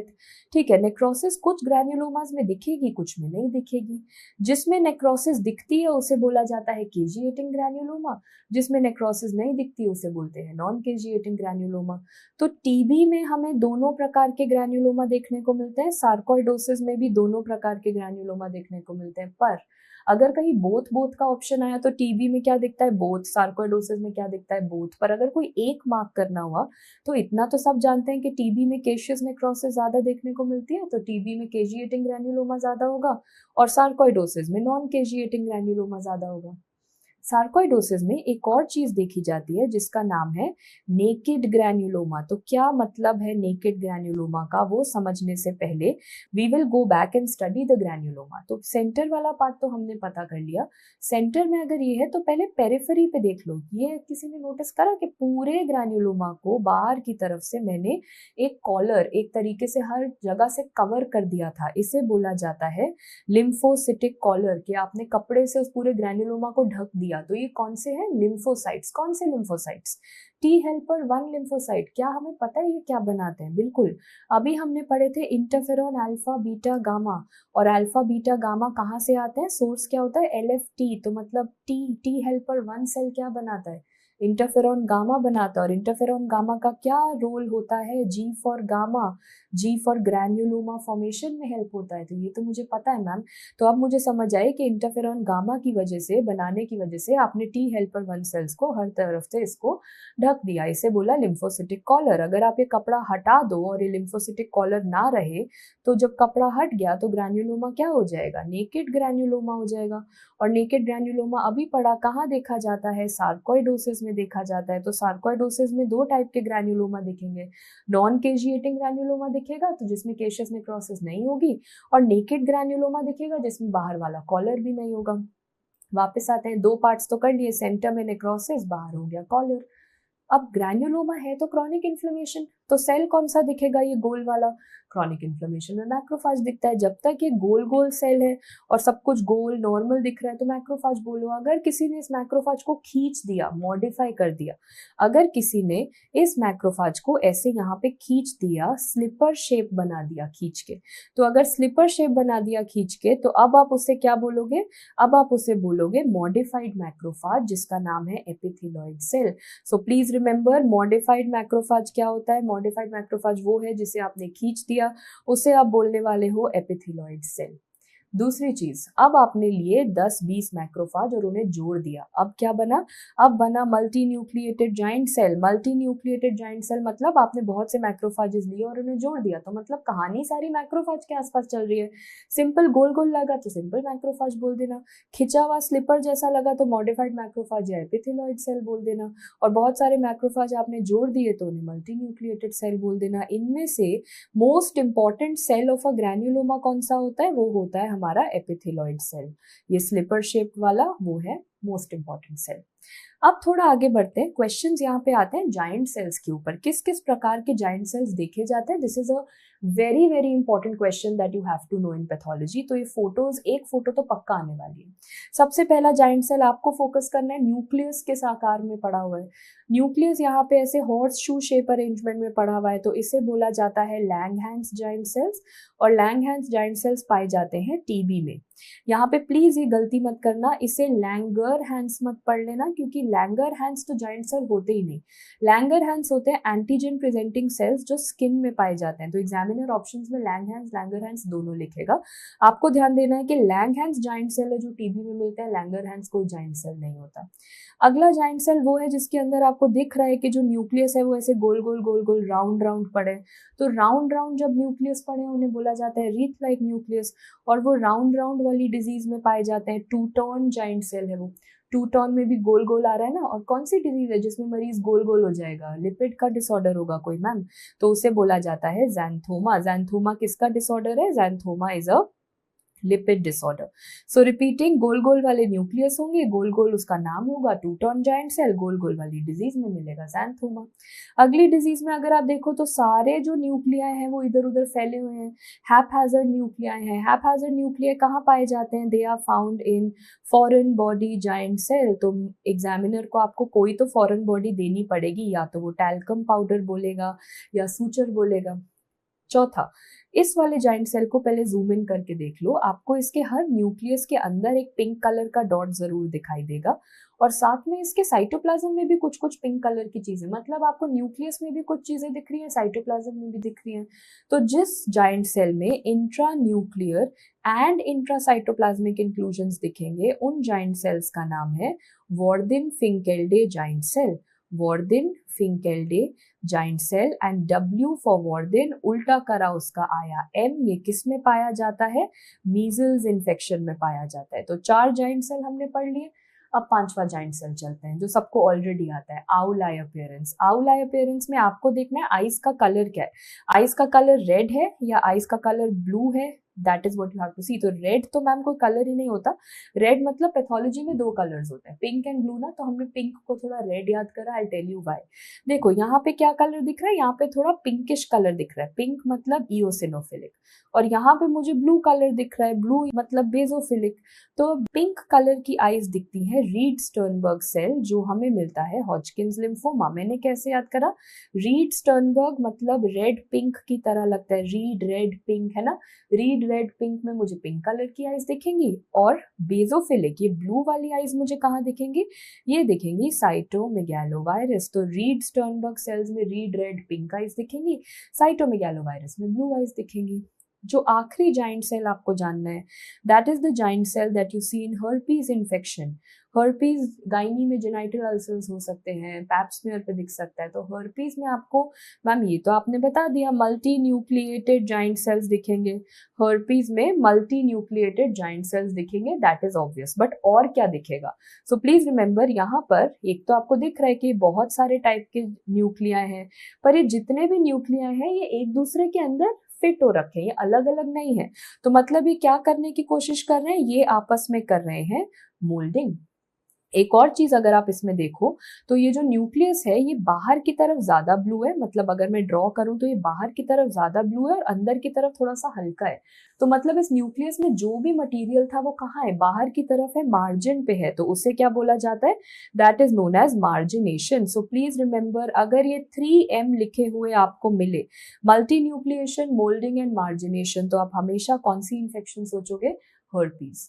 Giant cells खत्म करने से पहले जल्दी से एक बार रिवाइज कर लो। अगर हॉर्स शू शेप अरेंजमेंट दिखा तो लैंगहैंस जाइंट सेल टीबी, गोल गोल जैसा रीथ लाइक दिखा तो टूटन जाइंट सेल ज़ैंथोमा, इधर उधर पड़े हुए हैप्हाज़र्ड दिखे तो फॉरेन बॉडी, न्यूक्लियस और साइटोप्लाज्म में इंक्लूजन्स दिखी तो वार्डन-फिंकेल्डे जाइंट सेल्स जो मीजल्स में पाई जाती हैं।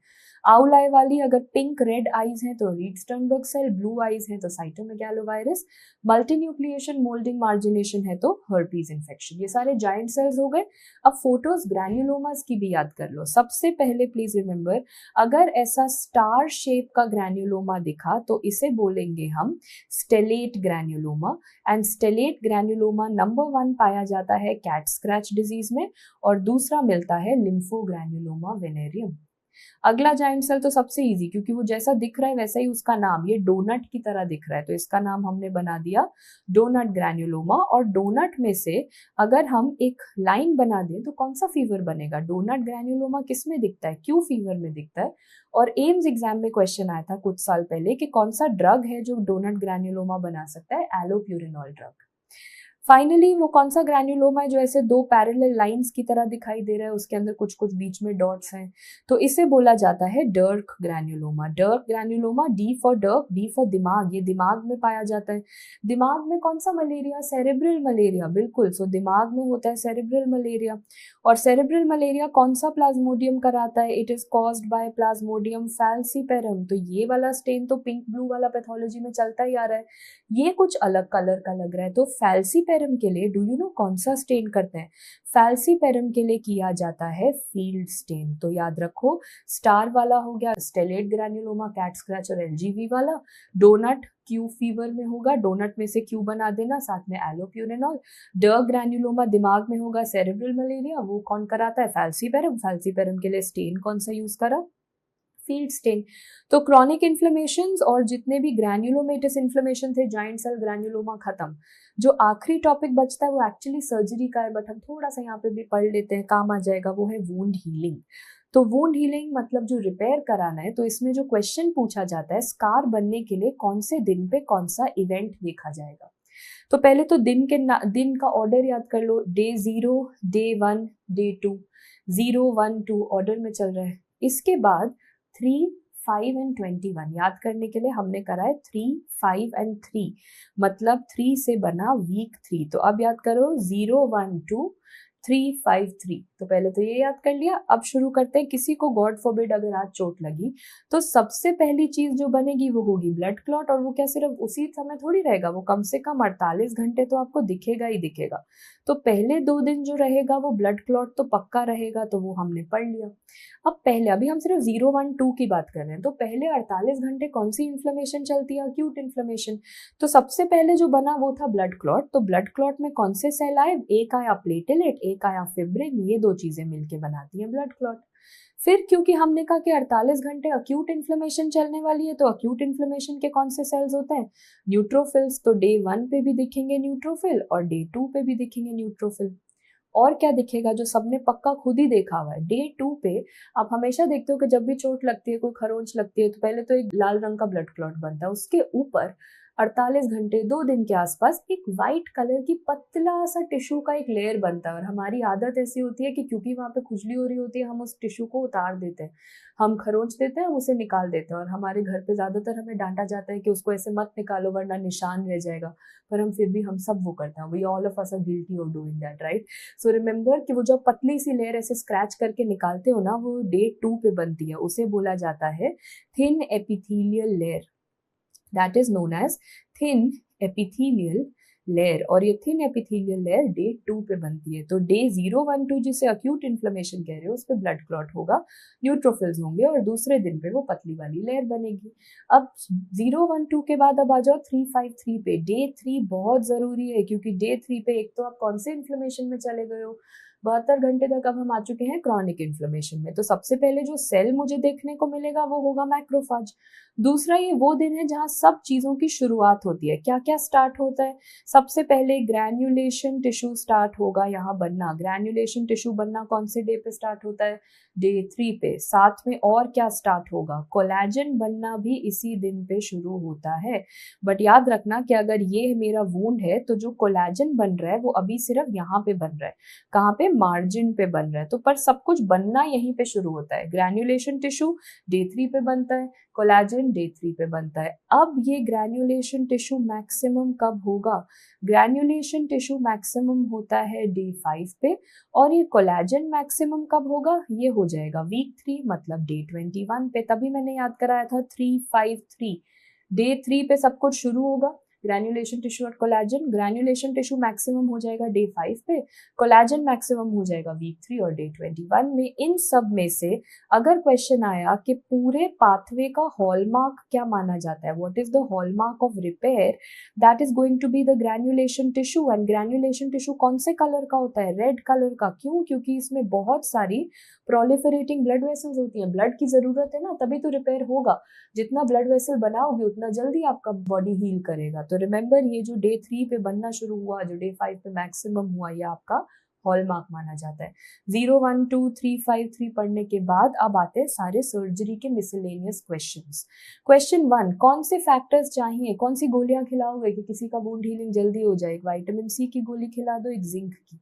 इन दोनों से इम्यूनिटी बढ़ेगी, उसका वुंड अपने आप हील होना शुरू हो जाएगा। Next, what is the most common cause of delayed wound healing? तो आई नो सबके दिमाग में डायबिटीज आ रहा है, स्टेरॉइड्स आ रहा है कि हाँ इनसे तो वुंड कभी हील नहीं होता। बट क्वेश्चन यहाँ पे पूछा गया है मोस्ट कॉमन कॉज। तो मोस्ट कॉमन कॉज का आंसर होता है इन्फेक्शन। इंटर्नशिप में क्यों आपकी सबसे इंपॉर्टेंट ड्यूटी होती है कि नर्सिंग स्टाफ के साथ हर मरीज की जाके ड्रेसिंग रोजाना चेंज करनी है? क्योंकि वो नहीं चेंज करोगे तो इन्फेक्शन हो जाएगा, और इन्फेक्शन हुआ तो वुंड कभी भी हील नहीं होगा। तो most common cause of delayed wound healing होगा इन्फेक्शन।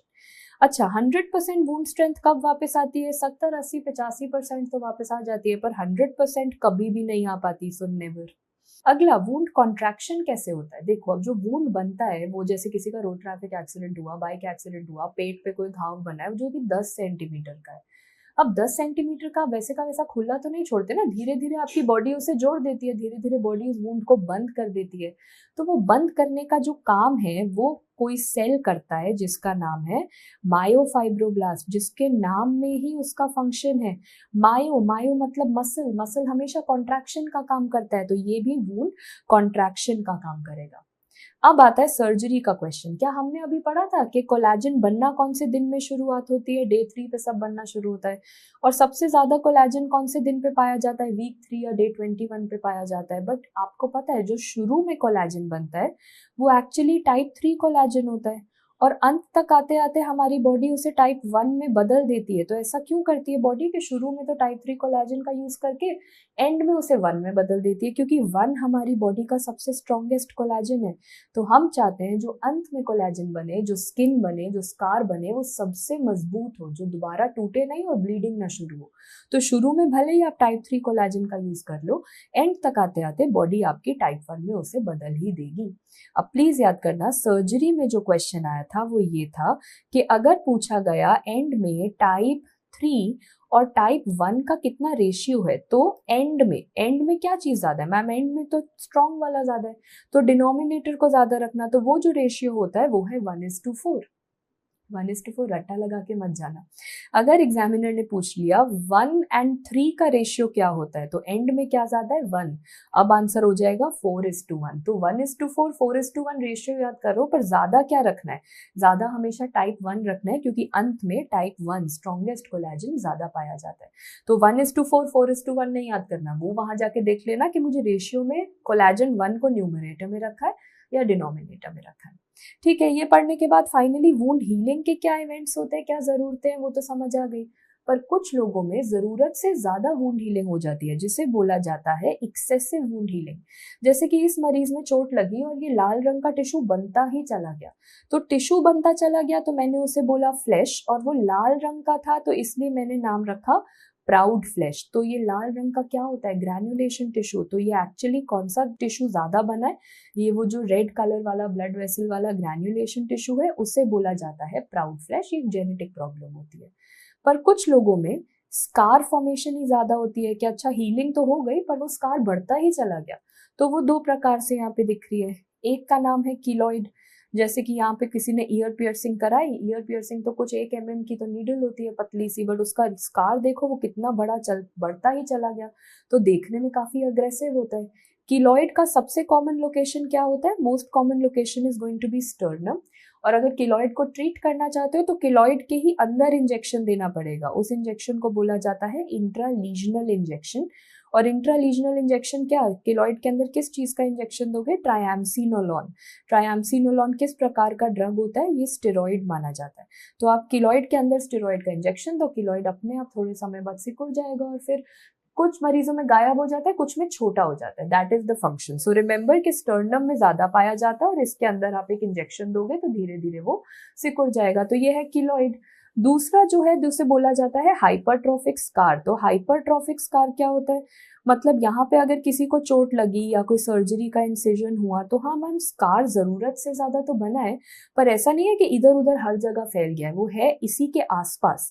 तो देखने में ज्यादा डरावना, ज्यादा अग्रेसिव कौन सा लग रहा है, तो देखने में कीलॉइड ज्यादा अग्रेसिव होता है। ये तो सर्जरी के पॉइंट ऑफ व्यू से था। पैथोलॉजी में अगर आप माइक्रोस्कोपिक एग्जामिनेशन पे कीलॉइड और हाइपरट्रॉफिक स्कार को देखना चाहो तो उसके लिए एक स्टेन की जरूरत लगती है जिसका नाम है मेसन ट्राइक्रोम। अब ध्यान रखना ये मेसन फॉन्टाना नहीं है, क्योंकि मेसन फॉन्टाना टैनिंग ऑफ स्किन के लिए तो मेलेनिन था ना, मेसन फॉन्टाना मेलेनिन का स्टेन था। ये मेसन ट्राइक्रोम है जिसमें 3 प्रकार के कलर यूज होंगे। ट्राइक्रोम 3 कलर, आपको 3 नहीं जानने, होते 3 कलर है, आप 2 ही जानो। वो क्या है, एक है रेड कलर और दूसरा है ब्लू कलर। तो प्लीज रिमेंबर कि जो मसल होता है वो रेड कलर का होता है, तो हमने मिस्टर याद कर लिया, और कोलेजन जो है वो ब्लू का होगा। तो अब मुझे बताओ अगर यहाँ पे कीलॉइड और हाइपरट्रॉफिक स्कार, ये सब स्कार देखना चाह रहे हो तो क्या देखना चाहते हो, कोलेजन। ये वाली फोटो भी पूरी ब्लू है, ये वाली फोटो भी पूरी ब्लू है, मतलब दिखा तो कोलेजन रहे हैं। कौन सा कीलॉइड है, कौन सा हाइपरट्रॉफिक स्कार है। तो जैसा क्लिनिकली देखने में ज्यादा डरावना अग्रेसिव कौन सा था, कीलॉइड। तो कीलॉइड कैसा दिखता है मैम, कीलॉइड के जो बंडल होते हैं वो मोटे मोटे कोलेजन के बंडल होंगे और वो इधर उधर हर जगह फैले होंगे। तो अगर इस फोटो में आप देखो तो यहाँ पे आपको मोटे मोटे कोलेजन के बंडल दिखाई दे रहे हैं और वो कभी डायगोनल है, कभी ऐसे हॉरिजॉन्टल पड़े हैं, कभी गोल पड़े हैं, कभी बिल्कुल अलग, इधर उधर कहीं भी भाग रहे हैं। तो मोटे मोटे बंडल, थिक बंडल्स और इधर उधर फैले हुए हैं हैप्पैज़ार्ड, वो कीलॉइड होगा। वेरएज हाइपरट्रॉफिक स्कार मैम आपने कहा था सीधा सीधा बनेगा, ज्यादा कोई इधर उधर नहीं फैलेगा। तो इसके अगर आप कोलेजन फाइबर्स देखो तो बिल्कुल सीधे सीधे पड़े हुए हैं, कोई इधर उधर भागने की कोशिश नहीं करा। तो क्लिनिकली देखने में कीलॉइड ज्यादा अग्रेसिव, माइक्रोस्कोपिकली भी इसके फाइबर ज्यादा अग्रेसिव, क्लिनिकली देखने में हाइपरट्रॉफिक स्कार सीधा सीधा पतला सा, और माइक्रोस्कोपिकली भी पतले पतले collagen bundles. Well, that is not just the end of wound healing, that is also the end of the entire inflammation chapter. तो आपने acute, chronic और जितने भी ग्रैन्युलोमा, वूंड हीलिंग ये सब पढ़ लिया। ये चैप्टर थोड़ा सा लंबा जरूर था पर इसमें से क्वेश्चंस भी उतने ज्यादा ही आते हैं, और सिर्फ पैथोलॉजी में नहीं पूछे जाते हैं, दूसरे सब्जेक्ट्स में भी इसके क्वेश्चंस आते हैं। तो ये चैप्टर खत्म करो, इसके एमसीक्यूज कर लो सॉल्व, और इसके बाद जो अगला चैप्टर शुरू होगा जनरल पैथोलॉजी रैपिड रिवीजन में वो होगा जेनेटिक्स।